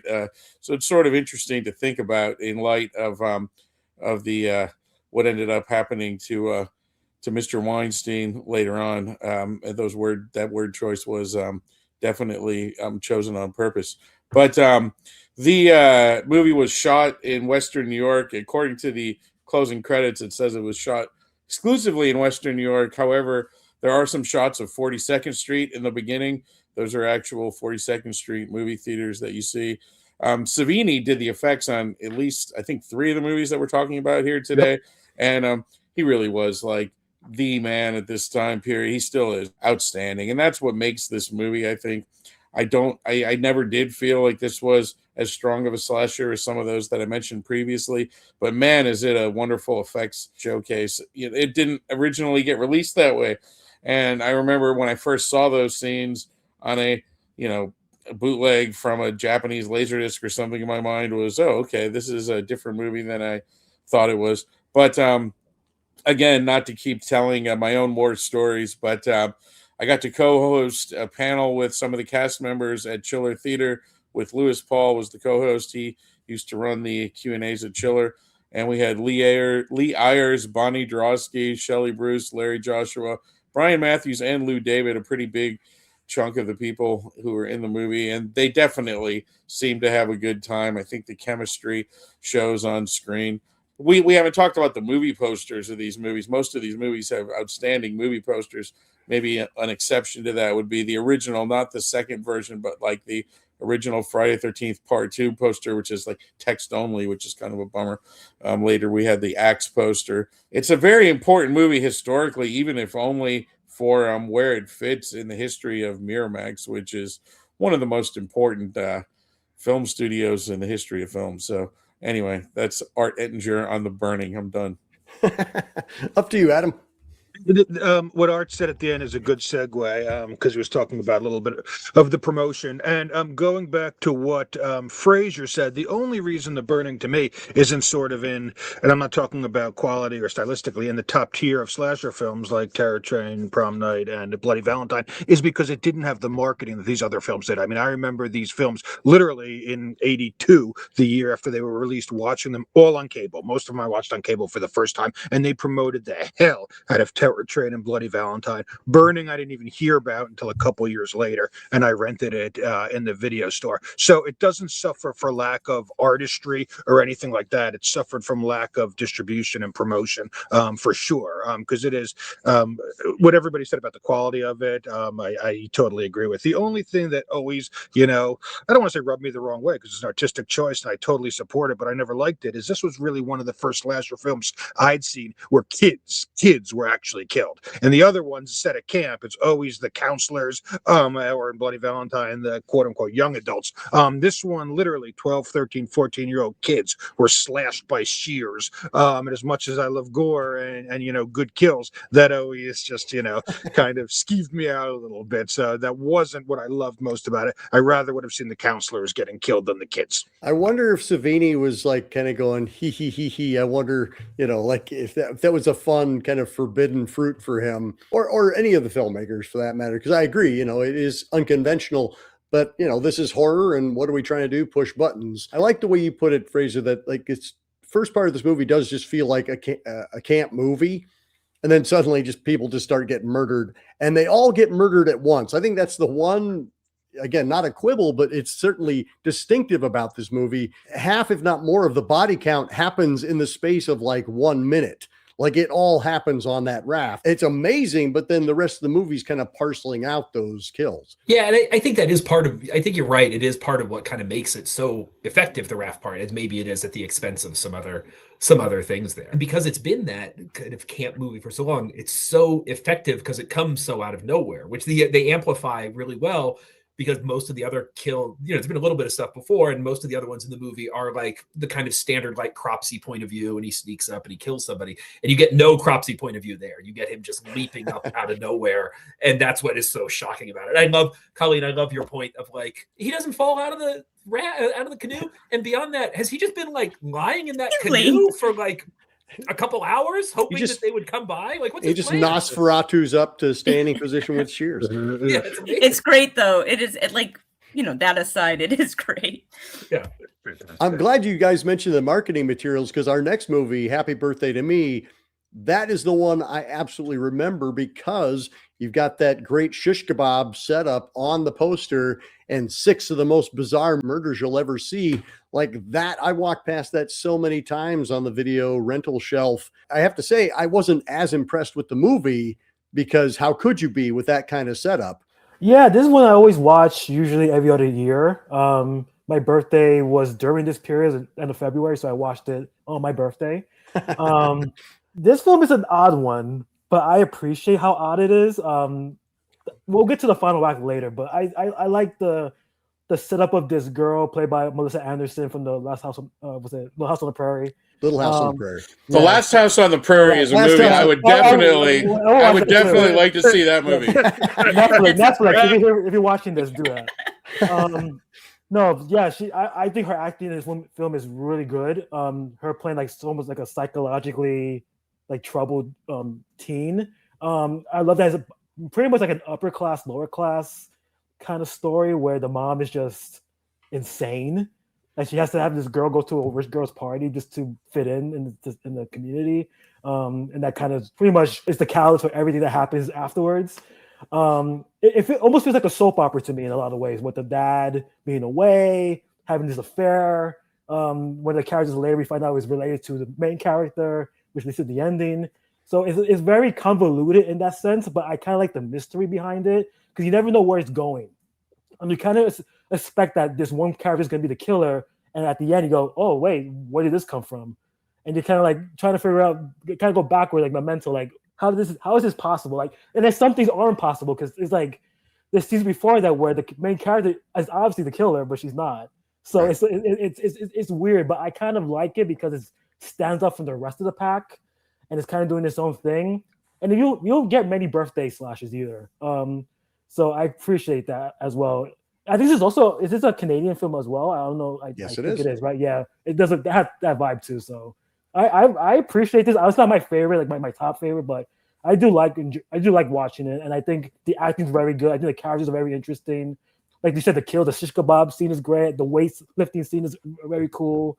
So yeah, there's some good stuff here, but I think the story wise, it's very all over the place. Well, there's a whole lot of story. This is by far the longest movie of the bunch. It's 110 minutes. And I got to say, it feels like it. I was like, wow, like, can we just streamline this a little bit? The middle act, it drags a lot. I forget what movie we were talking about, but Art made a comment that he likes his favorite slasher films.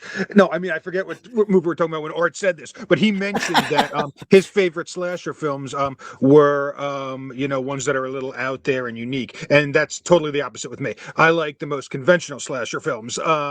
And Happy Birthday to Me, although certainly, right up there with classics, was never one of my favorites. It was a little too, not that it's, surreal, but it's a little strange, meaning there's too many adults, there's the whole psychiatry angle, there's the flashbacks, that just didn't that didn't get me excited when I watched these as a kid as much as it did in some of the other ones. And again, the ending, other people will talk about it, but the whole mask thing, I could almost forgive anything in slasher films and suspend disbelief, but the fact that in the early 80s a woman was wearing a mask of someone else and interacting with her friends, hooking up with them, doing everything, and no one had an inkling that it was a mask, that might have been a bridge too far for me.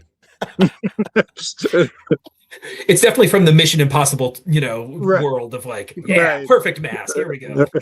I think I'm with other folks. Sometimes when you put together a lot of different elements, it really works. And actually, there's one that we're going to talk about later that I think that's true for. But this one to me put together a lot of different elements in a way that didn't quite work, in my opinion. It's wants to be this like sort of classy prestige melodrama thing, and so they have kind of like a prestigious director at the helm here, right?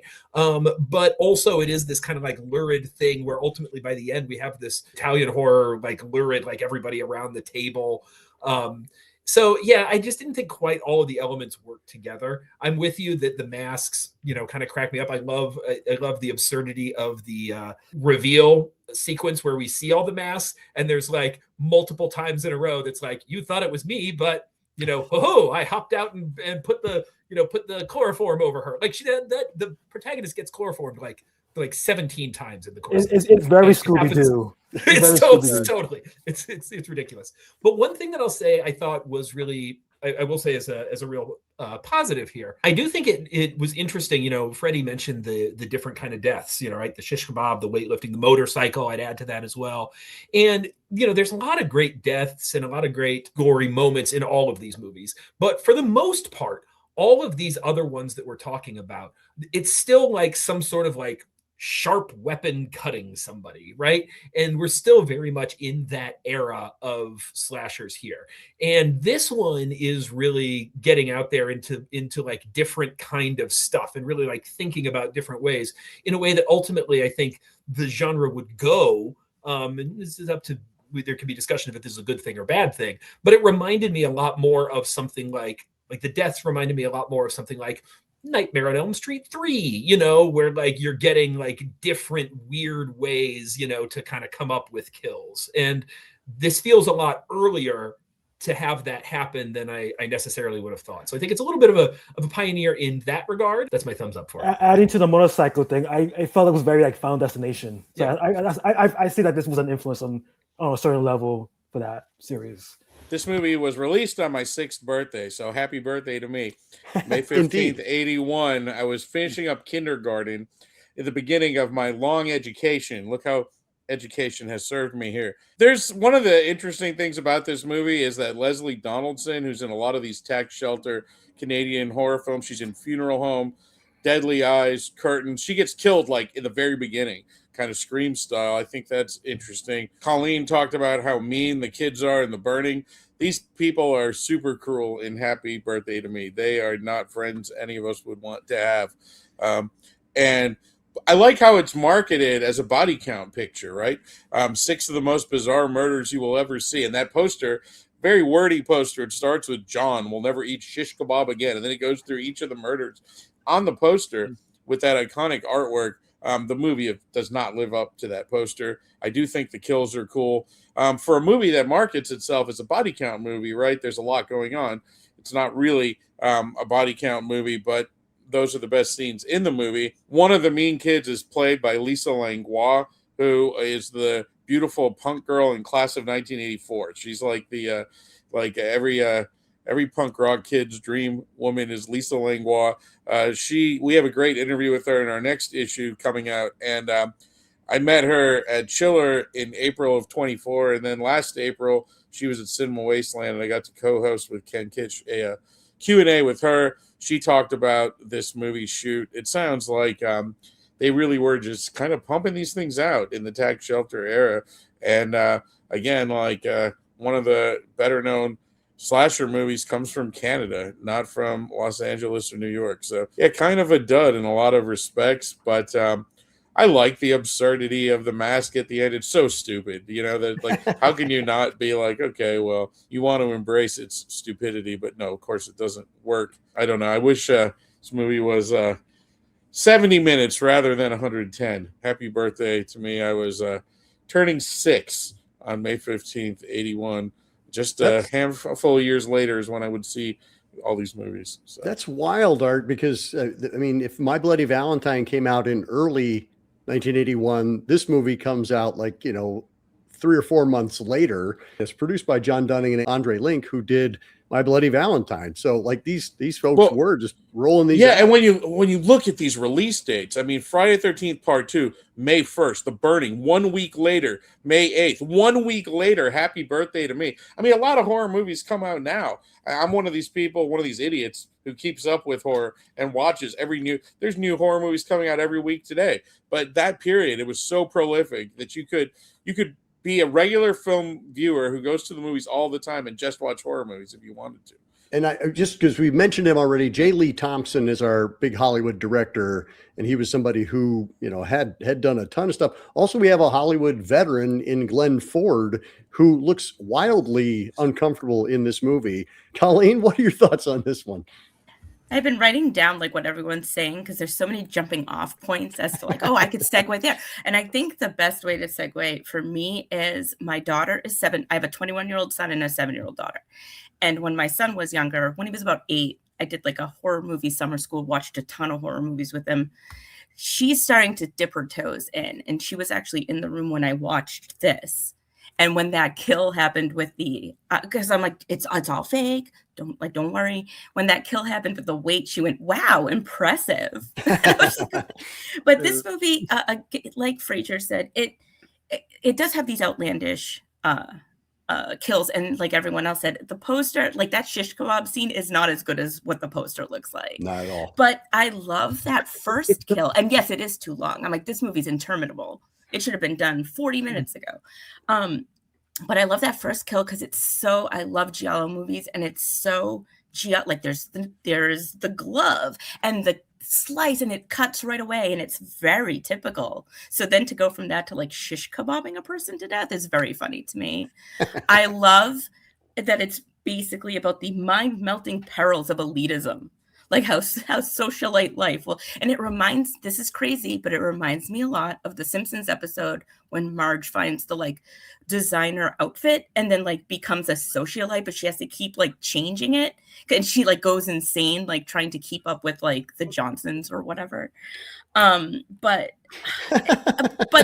I'm like, I know this is crazy. No, that connection has been made. And I love the one actor who looks like Paul Rust's face with Roger Daltrey's hair. His name is Matt Craven. I thought that was really fun. I love Roger Daltrey. So Tommy's like my favorite movie ever. So Matt Craven shows up in Jacob's Ladder. Yes, he does. Among other he absolutely does. 80s and 90s. When she pulls the mask off, the mask clearly has like no makeup or anything on it. It's just like a layer of latex, and it's so stupid that it actually kind of pushes it back into, oh, this is awesome. So it's not my favorite. I don't hate it as much. I just wish it was like 40 minutes shorter. We don't need any of that psychiatrist stuff. None. Yeah.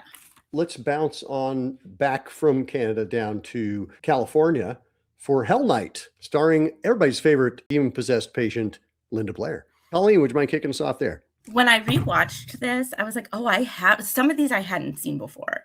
And I was like, oh, I have seen this before. And I genuinely love this movie. I think it's very fun. I'm not a big Greek life person, so I'm already like, yeah, just kill them all, I guess. I love this, again, this lore, this like local lore building. 10.5 months later, she had a deformed kid. That's not how long a pregnancy is. That's crazy. I love the chemistry between all of the people. I love that one line where he's like, I'd love to stay here, but I have a girl upstairs that needs my body. Like, it's just so stupid. I love Linda Blair in it. I think they're all working together in a way that it's like not necessarily like The Burning, where it's like, oh, these are genuine friends, but very much like these are people who have met in college and are friendly with each other and have a good dynamic based on their circumstances of we live together. I like that. Much like I think Fraser mentioned a few movies back, this does have a cop that's both ineffective and a huge jerk. Like, he's like, that kid is bloody, and he's like, people are being murdered, and he's like, okay. And then he steals a gun. I'm like, who's paying any attention to this in this? I do genuinely like it, and I do like that one line where the girl's like, I've got Quaaludes, alcohol, and he's like, wow, you've really adapted to American life. I think that's very funny.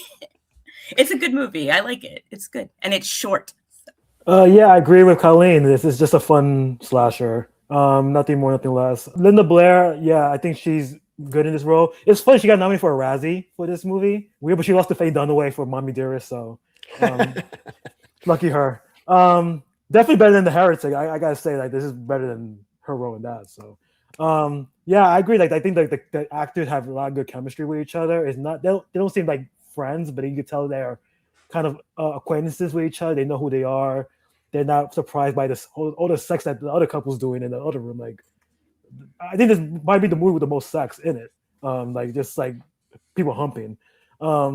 Yeah, the cops are idiots. I love the guy with the projector. She's trying to scare the people. It's like this projector is very like high tech. How did this cops get this like high tech Hollywood projection? Like it looks so realistic. Like you can tell what's an illusion, but you can't like see through it. I was like, how is this even possible? Yeah, I love the prank stuff that backfires on the three guys that try to prank them. And yeah, the killer reminded me of pretty much the killer from the Funhouse. It was kind of like a similar vibe. I feel like deformed killers. Yeah, I feel like we're getting to a point where they're starting to like blur with each other. These films, where a lot of the tropes are kind of blurring, a lot of the killers are blurring. So, but yeah, I think this is a fun one. I don't think it's a classic or anything, but I'll put it on and I'm entertained. So yeah. Well, anytime I get to see Vincent Van Patten from Rock and Roll High School, I light up. You have him. You have that kid who swears a lot in that Catholic movie. The two of them are well cast. And I like the tagline, "Pray for Day." I think that's a really fun tagline. I like the very opening, how it opens with that scream, and it's just like some partying, like a sorority, Greek frat idiot, whatever person. But like you think it's like a, like a horror scene, and that's really what's going on. I think that's clever. It is interesting. I think a lot of the time, people think that horror and or exploitation movies are message movies when they're not really. I mean, if you had smart cops, you wouldn't have a story, right? If the cops could come and save the day in any of these movies, then what, there'd be no story. So that's usually a big chunk of it. Now, I do like when they go next level in a movie like this, and this obviously is having some ACAB fun with making the cops such pricks. So I always enjoy that. That puts a smile on my face as a cop hater, both professionally and personally. The director, Tom DeSimone, is a really interesting guy. We have a great interview with him by Mike Verratti in a past issue of Ultraviolent. He directed Prison Girls, Chatterbox, The Concrete Jungle, Hellhole, Reform School Girls, Angel 3, The Final Chapter, and also a shitload of gay male hardcore porn features. And you would kind of expect someone with that catalog to make a bit of a zanier slasher movie. I feel like this is a little bit restrained. I think he was taking the task seriously. I think that they were going for, by having it take place in a costume party, I think they thought it would have a more timeless feel than it does. For some reason, even though they're in costume, you still feel like they're in costume as you would be in costume in 1981, right? But I think they thought, if it's a costume party, it'll be timeless. Right. It's kind of like, over time, I think if you watch mainstream teen movies today or horror movies today, a lot of the time they'll have characters wearing Chucks, wearing Converse, because by now we know that Converse have stood the test of time, right? People wore Converse in the 50s. They're going to be wearing Converse 20 years from now. Whereas you watch certain movies from like the 70s and 80s and like these bizarre sneakers like date the movie, right? I think they thought they were going for an undated thing with the costume party. But whatever, Hell Night, it's generic, it's fun, we love it. Not a lot else to say about it. Adam. Didn't love it the first time I saw it. Didn't love it on subsequent viewings or even recently. And I can't figure out why, and I couldn't figure out why, because there is a lot to like about it. There really is. And I watched it closely this time. I mean, Tom DeSimone, I knew him as a porn director, and he really directs the hell out of this. I mean, there's some beautiful shots, both composition-wise and, moving and stuff. And I think for me, what it comes down to, and this might be pretty shallow, but I'm going to be honest, and it's true, and it's Linda Blair. And it's not that she's bad, it's that it was distracting for me. I had just seen her. Whether or not she's bad, let's just say it's irrelevant to this conversation, but she's in it. And I had just seen her in The Exorcist, and she was this little sweet 12-year-old girl who became possessed. And now a couple of years later, she's, this sex object, and it threw me. I mean, again, that's kind of a weird thing to focus on, but it was distracting. It was distracting the whole time for me, and I couldn't get past it. So that might be one of the reasons that I didn't like it as much as I've liked some of the other movies, some some of the other slashers. And another thing, even though the whole house and the gothic atmosphere, it should be admired. That's not my thing. I like when slashers are set in suburbia, which is one of the reasons when we're going to get to Just Before Dawn. That's never been one of my favorites either. I like them at either summer camp or the suburban streets. I have to concur. Like, one of the things that I find distracting about this movie is Linda Blair, and I'll be unkind and say it's her performance. I don't feel like she's fitting in a way that the other characters. There's just something about her presence in almost everything outside of The Exorcist that just doesn't work for me. I think she's a ton of fun in Roller Boogie. What about Savage Streets? I don't think she's good in Savage Streets. I don't think she's good in Roller Boogie, but I enjoy those movies in spite of her, and I feel like that's kind of how I feel about this movie, is that I'm enjoying it in spite of her. You got Mac Ahlberg as our cinematographer, and I think him and Tom DeSimone, they create some beautiful. The film is just gorgeous to look at. There's a lot of great set pieces. I think they set things up nicely. You got that nice sequence where the killer is behind them, like under a carpet or something, and you see it just in the background. It slowly rises up. I'm like, that's a great sequence. So yeah, my biggest flaw with this movie is Linda Blair. I also love the ending. I think the ending is great. Like that, the final scene of the, crashing through the gate, and the gate turns sideways and then she backs up, runs him into the, like, that's great. So I think this would be another star higher, if not for the presence of Ms. Blair. Apologies, Linda. Heading over to you, Fraser. Yeah, I agree with that. And I think that, to me, I think you said it really well. To me, the issue with her is that she just never is not Linda Blair. Like, at all times, I'm just like, look, Linda Blair, and then, like, that's all I can think about. That's my issue there. But that said, there's a lot that I really do like about this. I like her love interest, who will pop up in Friday the 13th Part 4 in a very Peter Barton way. He's great, great in part 4. He's good in this.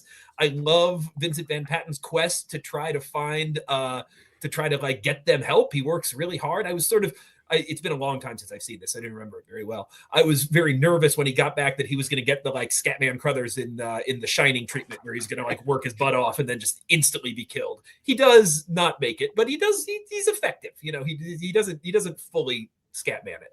I agree with you, AC, that the ending is really, really good. And one of those kind of, I brought up before, that kind of recurring theme of like, leave it alone, right? One of the other recurring things that I think is a lot in this, in these films as a whole, and I think is really spotlighted here, is they're delving a lot more into the like trauma of this thing having happened to you, right? Of like, oh man, like once you're done having been in a slasher movie and you've survived, like, oh, that sucks. Like, in a bad place at the end of this. And I feel like that actually is her like kind of finest moment, is when she's like walking away. Yes. And you do feel that like the weight of like, ugh. I remember talking about that in 1980 stuff about the end of Prom Night, where you have that same kind of feeling when it shows Jamie Lee and you're just like, oh, you've lost like everything here. It's really good about the beginning of Friday the 13th Part 2, as you flash back on our final girl from 1, you see how that much that's impacted her. You really feel that kind of trauma. The other thing that I did like this, I have to say. It's a little boring, but the other thing that I liked about it, I totally get what you mean, Adam, about the like costuming piece and all of that. I kind of thought it was a little bit fascinatingly brilliant to be like, I don't know how much they actually want to make a slasher movie versus how much they actually want to be making a like Hammer film Mario Bava movie. And so it looks more like that. Yeah. And so they come up with this great thing of being like, all right, we're going to put them in costumes. We're going to give them candles because they're in a place with, like there's scenes where they're like walking around with candelabras. And I'm like, this is just Mario Bava. That's like, oh, that's just what we're doing here at this point, and as a big fan of Hammer stuff and Bava stuff, I was really excited about that. I liked that a lot. It's still a little boring, but I found it to be a really interesting and fascinating choice, and a way to kind of, sneak in the thing that you want to do under the guise of a just straightforward slasher. And our next feature is one that I think is a favorite. We've already name checked it a couple of times. The Prowler, directed by Joseph Zito, who would go on to direct Friday the 13th, final chapter. Freddie, what are your thoughts on The Prowler? This is not one of my favorites. It's not one of my favorites either, but I figured. I think it's a boring movie, to be honest with you. I think that middle portion is just drags. When they're just walking around investigating stuff, I just think it's just like, I can't. Tom Savini saves the day on this movie. The effects are just incredible. That explosion at the end, I love head explosions, period. I think that was one of the finest ever, next to Scanners and Maniac, the first Maniac, the original Maniac. Yeah, I love the killer outfit, the war garb. I think that's a really creepy outfit. And I like the actors. I think the actors are great. I think they're very, professional. They do well with what they're given. I just think that the story is just not interesting. I agree with Freddie. The middle of this movie, it's quite the slog. I think this movie notably includes what has to be the longest shower scene in film history. I believe it goes overnight. Long shower. That's a long shower. And why is it still? Well, I'm not a logic guy, but why is it still steamy? Like, I don't think the hot water tank would probably still be pumping out hot water. But the Savini effects are so good. And I do like the nasty swimming pool scene, which is on the VHS box. I think that's a cool scene. Speaking of which, Cindy Weintraub, the actress, she's also in Humanoids from the Deep. She's in that scene. She started doing conventions not long ago. I met her at Chiller in April of 2024. And then we did a Q&A, Ken Kish and I, with her in April of 2025 at Cinema Wasteland. But when she was at Chiller, a friend of mine who's an acquaintance of hers had her join us for dinner. So we were having dinner, and she told us this long story about how her dad was a physician, and he was the last person to speak to Bruce Lee before he died. And I had to point out that, but Bruce Lee wasn't in The Prowler. I mean, would you rather watch The Prowler or a Bruce Lee movie? And I think the answer is The Prowler for a lot of us. So, she was very amused by that. Yeah, kind of a slog of a movie, but it's just the nastiness is the exciting part, but there's just not enough of it to go around. It just takes so long. The killer looks awesome. The effects are great, but what a slog in the middle. And it was a slow, but it was a big hit on video. It played never had a big splash of a national release. It opened in June and just kind of folded out this market, that market. And a lot of people saw it. Certainly all these movies are widely seen movies, but yeah, The Prowler is a movie I always wanted to like more than I do. See, here I thought I was alone. I'm actually with my people. Colleen. Oh, okay. So I don't have a lot to say because, much like everyone else, I did not care too much for this movie. I think it's too similar to My Bloody Valentine. My Bloody Valentine's more interesting to watch. My notes are much like The Burning. How is this killer leveraging himself in the water? They're in the deep end of the pool.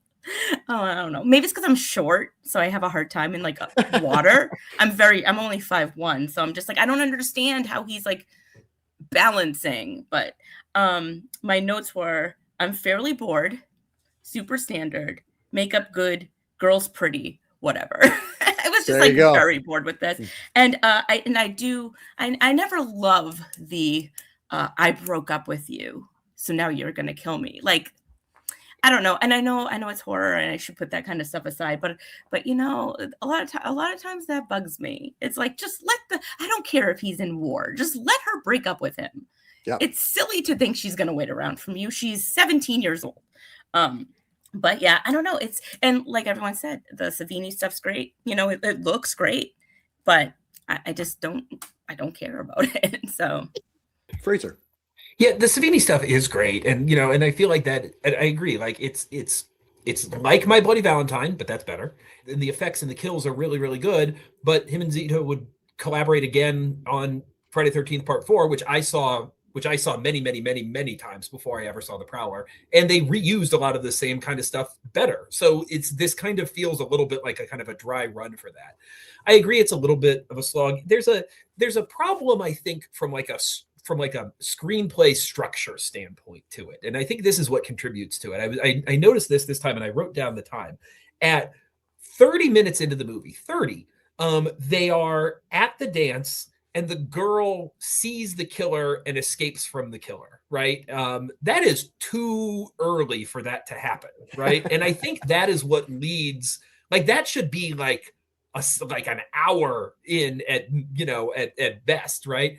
So the fact that she already has, that we're already at kind of the final location theoretically, she's escaped from the killer.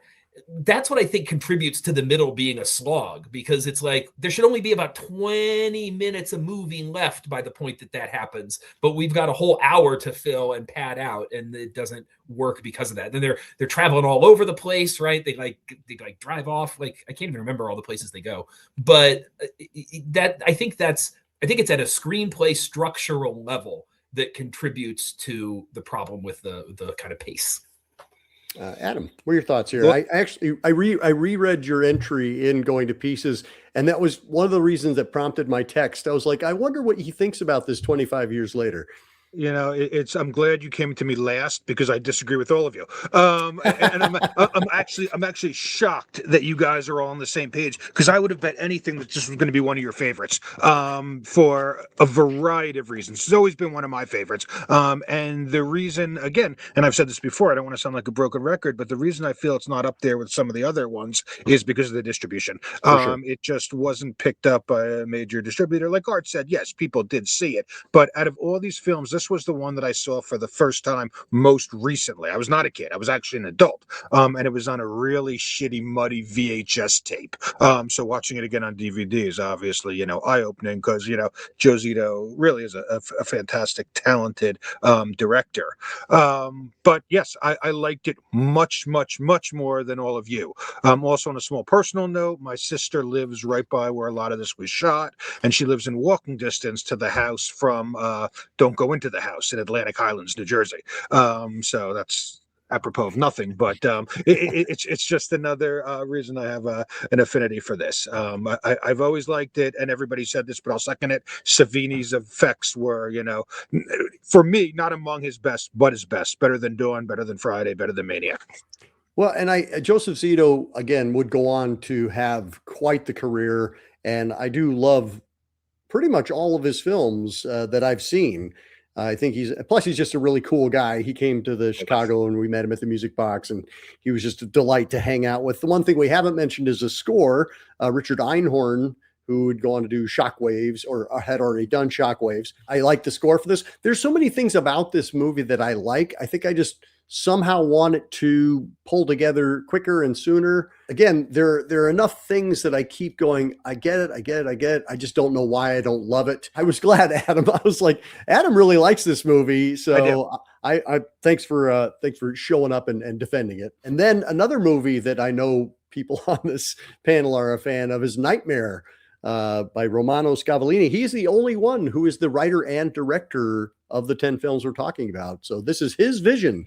Art, would you mind kicking us off with Nightmare? This is probably my favorite movie of the movies that we're talking about here today, especially in rewatching it recently.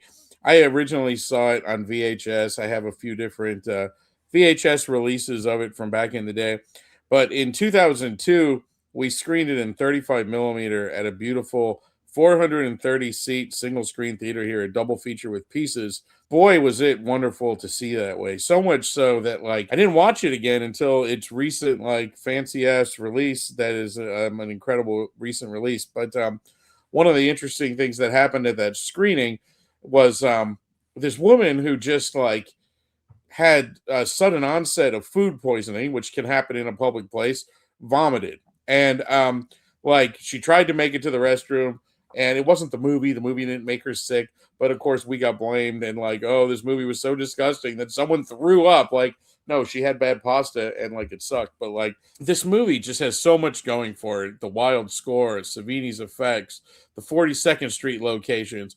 And this is what I'm referring to when I talk about slashers that have a lot of oddball stuff going on in the periphery. There's a ton of oddball 1980s characters. And boy, is it a golden time to be a Nightmare fan right now. You have this ultra deluxe UHD Blu-ray edition from Severin, a terrific novelization from Michael Gingold from Fangoria, and a deep dive head press book by Nick Cato that just came out. It is still en route to most people. I mean, this book is I think a week old. He just did a signing for it at Forbidden Planet, I think.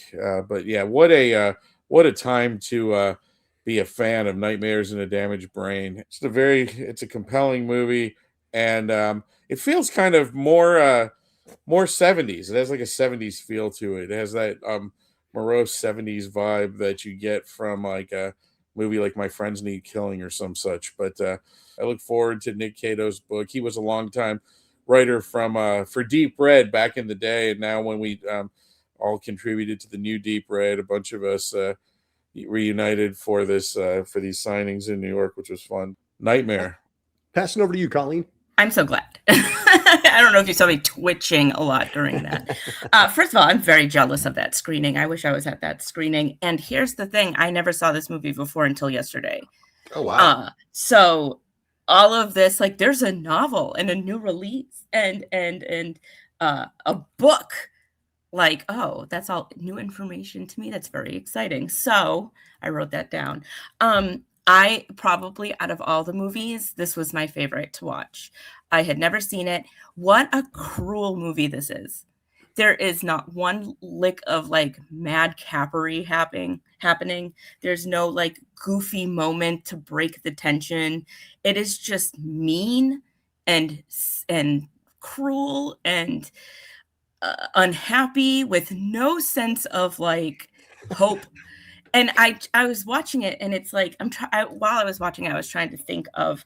And it was funny because, like I said, I was watching some of the movies with my daughter, and then I was like, "Oh no, I'm gonna go in the room and watch this one."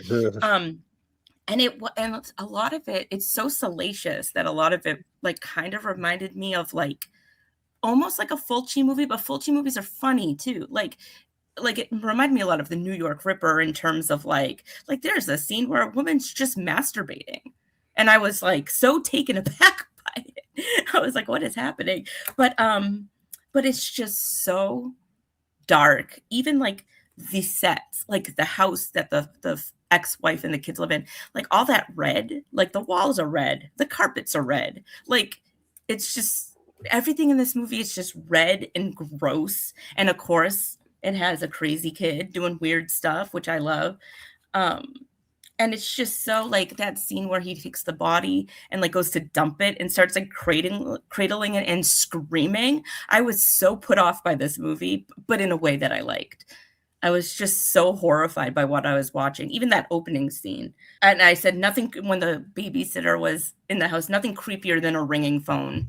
When I was growing up, a ringing phone was like who's calling and why? I don't want to know what's on the other end. I was afraid of everything. And I like that stepdad was like so nice with the kids. He was like, hey, buddy, it's okay. What's up? Where does it hurt? And I'm like, he's so kind to these like, oh, like everyone is so mean in this movie. The babysitter's mean. He's like the singular nice person. Even the mom he's kind of garbage on the boat when he's like, what, you got to go home to your kids? What the hell? Yeah, but I get it. I have kids. It's like, I don't want to go home to them. So I get it. But like, it's just so sleazy and so like painful in a bizarre way. And I was like, man, I wish I had more time to like really get into like how I felt about this movie. But it's new to me. I'm so excited I watched it. I'm going to look into all that other stuff. But yeah, this was my favorite one out of all of them. Awesome. Freddie. Yeah, I wrote in my notes, sleazy as fuck, because that's what this movie is. There you go. So this was the one I was least familiar with, and I was wondering if I actually seen this movie until I saw the opening with the mutilated body on the bed, and you just see the head.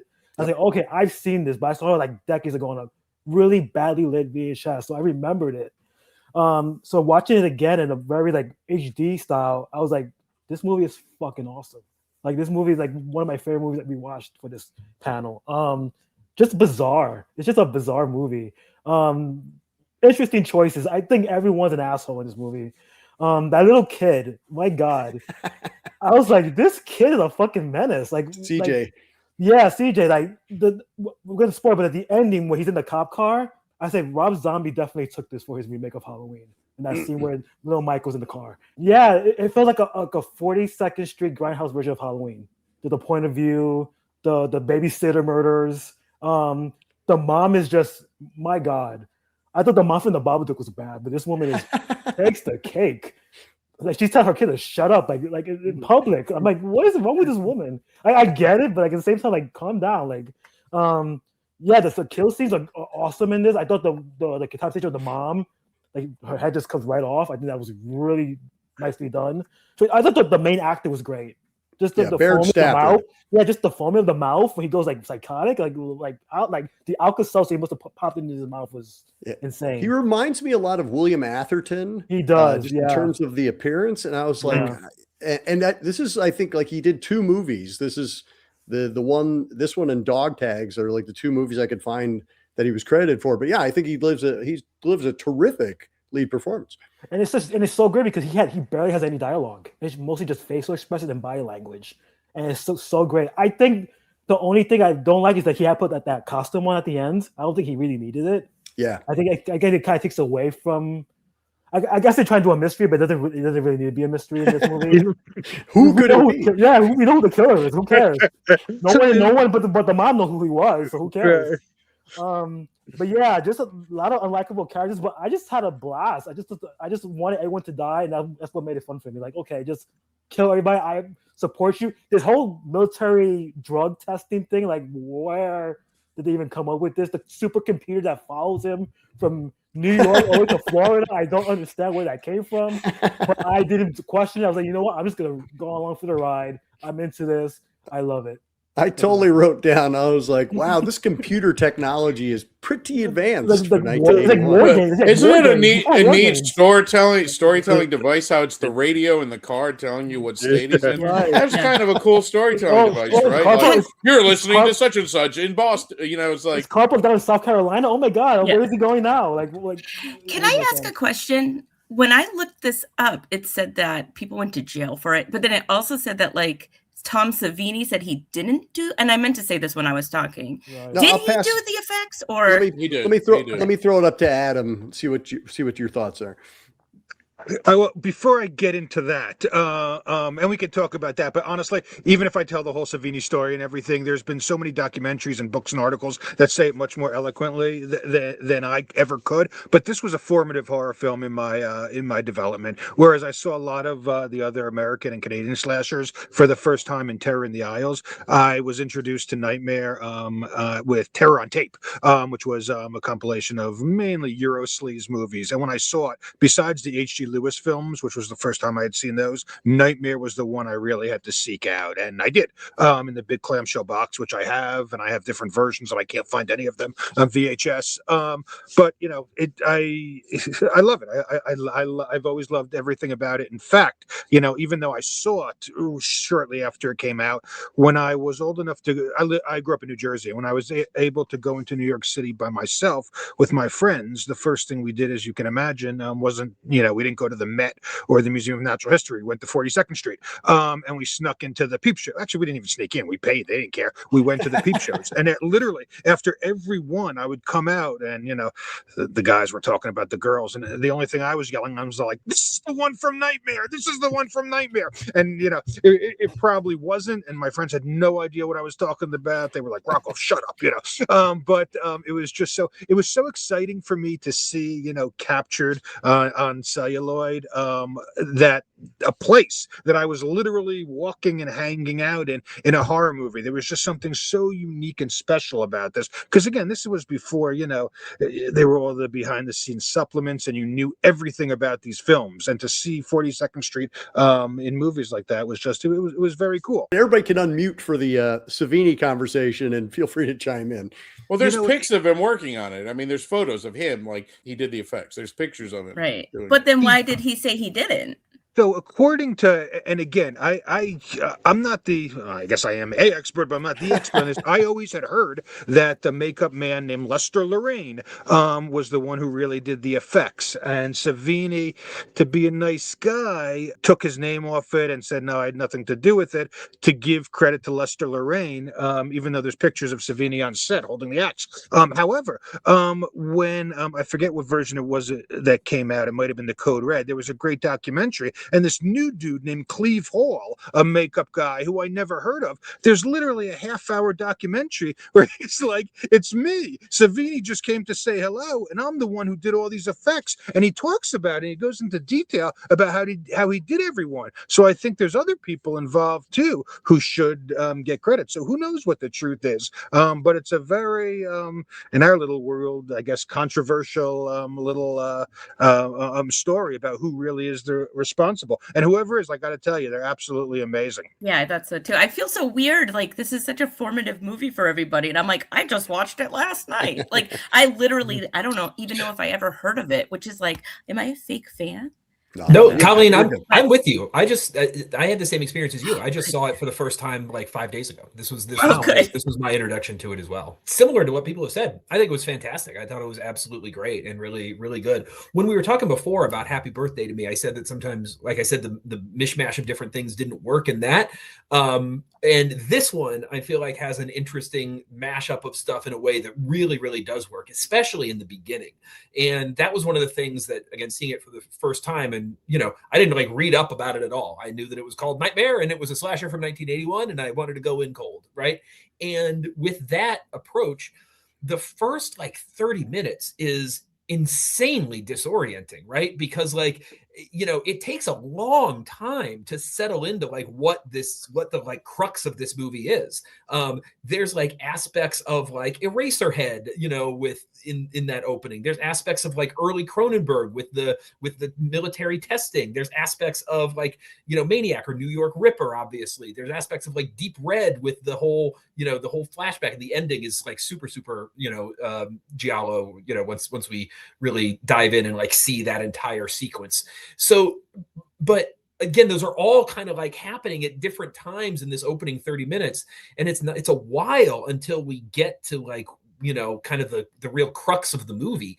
And I found that really fascinating, and just, you know, it's very easy for that to not be effective and for that to just be confusing and just like, I don't understand what's going on here. But it really, really worked so well, and just kept me like, I'm fascinated by like where this is going to go and where we're ultimately going to land. And then you get this really good slasher. And then the ending is just ridiculously phenomenal. This is my first time I'm hearing about the like Savini piece, and that he might not have done it. And that's, you know, that's fascinating. Like I said, that full sequence of him killing him with the axe, it's so good and it's so strong and it's so well done. And I love that, like, in 1980, a year prior, they're like, check this out. We can cut the head off of this woman while she's wearing a turtleneck. And then they're like, oh yeah, check this out. We can cut the head off of this woman while she's wearing nothing. So take that. Like, it's such a like step up in like the effects there. Last thing on the gore piece, you know, there's so many good effects, but the one that also, the head was great.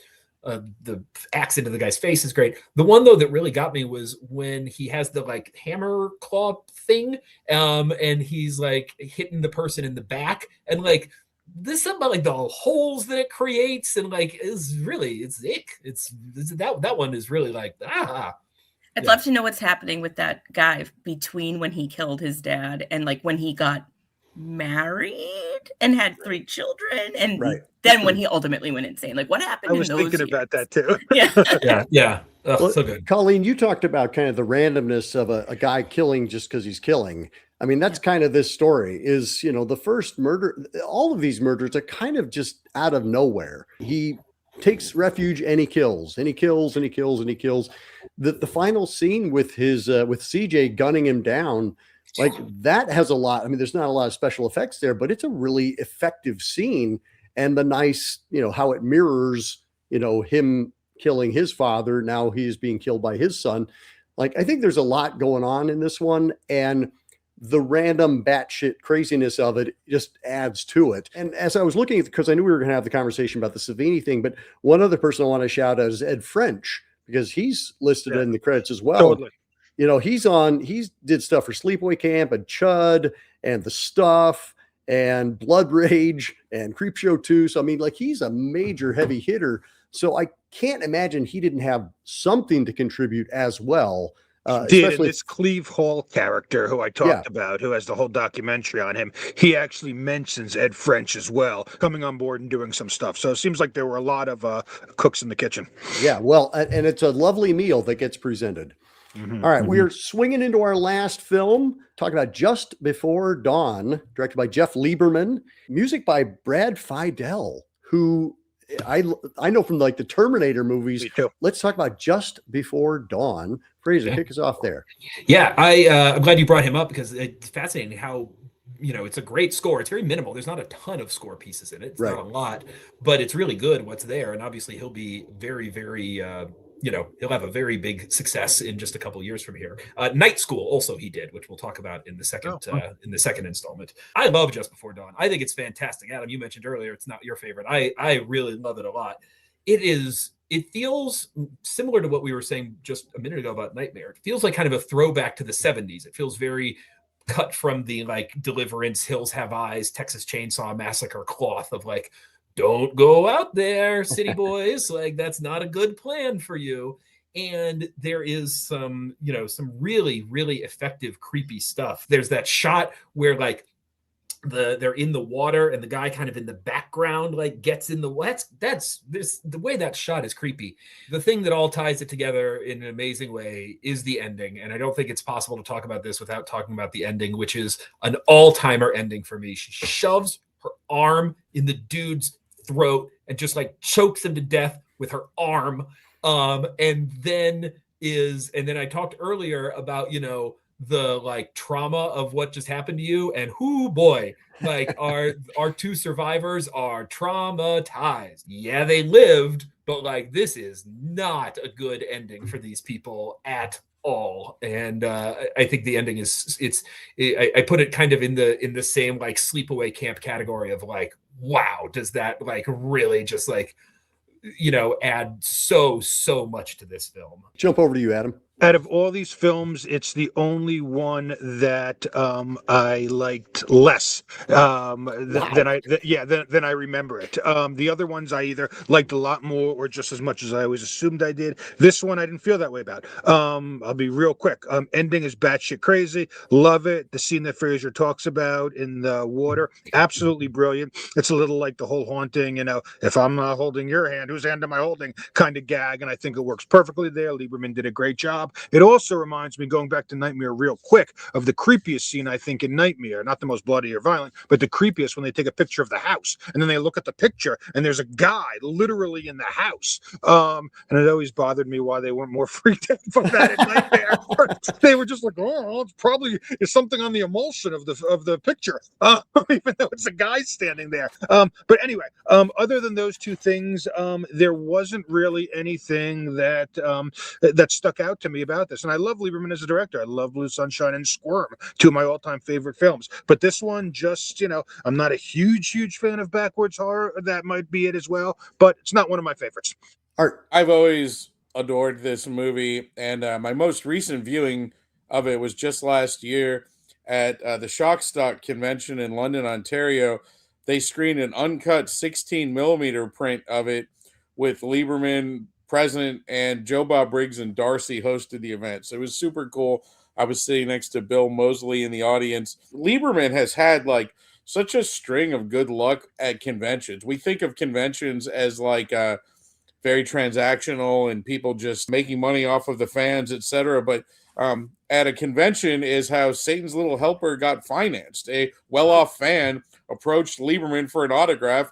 Why haven't you made a movie in a while? Well, it costs money to make a movie. I'm rich. I'll finance your movie. And so much like that happened at a convention, at this convention, it turns out Darcy is a huge fan of this movie. Next thing you know, he's signing a deal for Shudder to be the streaming service carrying it. So Jeff Lieberman tends to like actually get things done at conventions. That's at least 2 times where something really cool happened to him at a convention. I really think he is an auteur, like Squirm, Blue Sunshine, Remote Control, and even Satan's Little Helper, which I think is underrated. He'll be at the next Cinema Wasteland coming right up here. We did a small Just Before Dawn reunion at the April 2013 Cinema Wasteland. Ken and I co-hosted a panel with him, Jamie Rose, and Chris Lemmon, who, of course, is Jack Lemmon's son. That's always interesting when you have the spawn of like an A-list celebrity. And what always I go to right in my brain is that that means that Jack Lemmon saw Just Before Dawn. Like that's always what's most amusing to me, right? Is like Richard Dreyfuss has seen Last House on the Left, and like James Earl Jones watched Sleepaway Camp, and I love shit like that. I can't. I don't have much more to say about it. I love the ending. I love the effects, and I do like that. Hills Have Eyes, rural versus urban thing. Again, I don't know that this is like some big message movie, but you have some nice anti-religious tropes in there as well. So fun movie, and definitely one that I'm always happy to revisit. There's great editions of this movie available. There's like a rights dispute over it. But I think Synapse is about to release yet another edition of 4K of it coming soon. So it's welcome news that it's going to be streaming, because it's not one that's readily available right now. And so that's nice to hear that Shudder's going to be picking it up. I think they already did. It might be off already. I think Shudder had it for a while. For the purposes of this panel, I was like, well, I want to make sure these are mostly accessible. And this was a tougher one to find. Colleen. I also am a big fan of Lieberman. He was here there was a Cinematic Void, which is a movie series here, screening of Blue Sunshine. And that is where I learned he did the poster art for The Who's Tommy by Ken Russell. Again, one of my favorite movies. And I was like, ah! Anyway, and I love Satan's Little Helper and all that. I do love the nods, like that opening, like we're a bunch of kids in a van. I'm like, I've seen this before, and it did not end well. I remember Adam saying he likes suburban settings, and I think that it's much more interesting when it's like out of the suburbs, and now we're in the woods. And of course, the woods are very, very scary because there's so much in the woods. Who's hiding there? I remember coming across like a tent in the woods near my house once, and I was like, I don't want to know. And I think it's a very lovely movie to look at. The settings are beautiful. There's the waterfalls. And I do kind of like this like hubris of like, we're going to go in there. We're going to get into the soul of the mountain and we're going to understand it. No, you're not. You're not going to do any of that. Either a bear is going to eat you or some backwoods incest hillbillies are going to kill you. And it's either way, it's going to suck. So I hadn't seen this in a really, really long time. It was nice to rewatch it. I had a lot of fun with it. Especially I was kind of getting fatigued with the like, oh, it's a bunch of kids getting slashed by like some local lore. Like it's nice to kind of break that up. It does have that bummer ending, which I think is always very fun. So much therapy after this. And yeah, I don't know. I think the woods are always just an infinitely interesting setting because there's just so much naturally that can happen. And if you're in there, like he's like 4,000 miles of like or whatever, I'm like, they'll never find you. That's gross. I really and I do like the guy who's like, don't go in there, but they're like, he's drunk, which is very like planes, trains, which and is actually automobiles. accurate. He is actually drunk too. Yeah, but it's just very like planes, trains, and automobiles. He's drunk, but he's right. So yeah, I had a lot of fun with this, and I think I didn't realize that Lieberman did it until after the fact. And then I was like, oh, that makes sense because he is just great. I think the outdoor environment also, I mean, it adds production value, especially if you know how to shoot it. And Lieberman certainly does. Freddie, wrap us up here. Yeah, I always found this one kind of creepy. Backwards horror for me has always kind of been like, I don't want to be part of any of that. Says the guy from Queens. Right. But yeah, the ending, that was like, I think might be the few slasher films that have fisting in it. That was like, wow. Great effects. Yeah, Jeff Lieberman, beautiful looking movie. I understand why those kids want to be there because it's just a beautiful scenery. But like people tell you, don't not go to the woods. You do not go to the woods. They know better than you. Yeah, the characters are kind of annoying, but in a good way. I love that the redhead's character is just putting on makeup the whole time. She's just putting lipstick. Well, I gotta look good. Like that's her whole personality. And she dies during a photo shoot, so that's kind of ironic. Yeah, I love the killers. I think the twins are cool. The kills are great. The opening kill where he stabs the guy through the crotch, and it goes right out of his butt. I think that's just a cool looking scene. Yeah, George Kennedy. Love him. Yep. I could watch that guy in anything. So yeah, and the drunk guy was the guy from Sleepaway Camp, the counselor, Mike Kellen. Yep. Yeah. So I was like, oh my god, yep, he's the creepy guy, obviously. So yeah, I really always like this one. I wish more people would talk about it. I feel like it's kind of underrated. I think this one's really underrated. And I hope that this new release will up its notoriety. But yeah, definitely a cool film. I appreciate, again, the opportunity to watch all of these movies together in context. It was fun. I was kind of keeping a little scorecard that I'll rattle off for you now. So we had twins or brothers in Just Before Dawn and Hell Night. We had nudity in pretty much every single one of them except for 2. Savini shows up in 3 of them. We had a veteran character actor show up in The Prowler, Happy Birthday to Me, and Just Before Dawn. 2 Canadian films.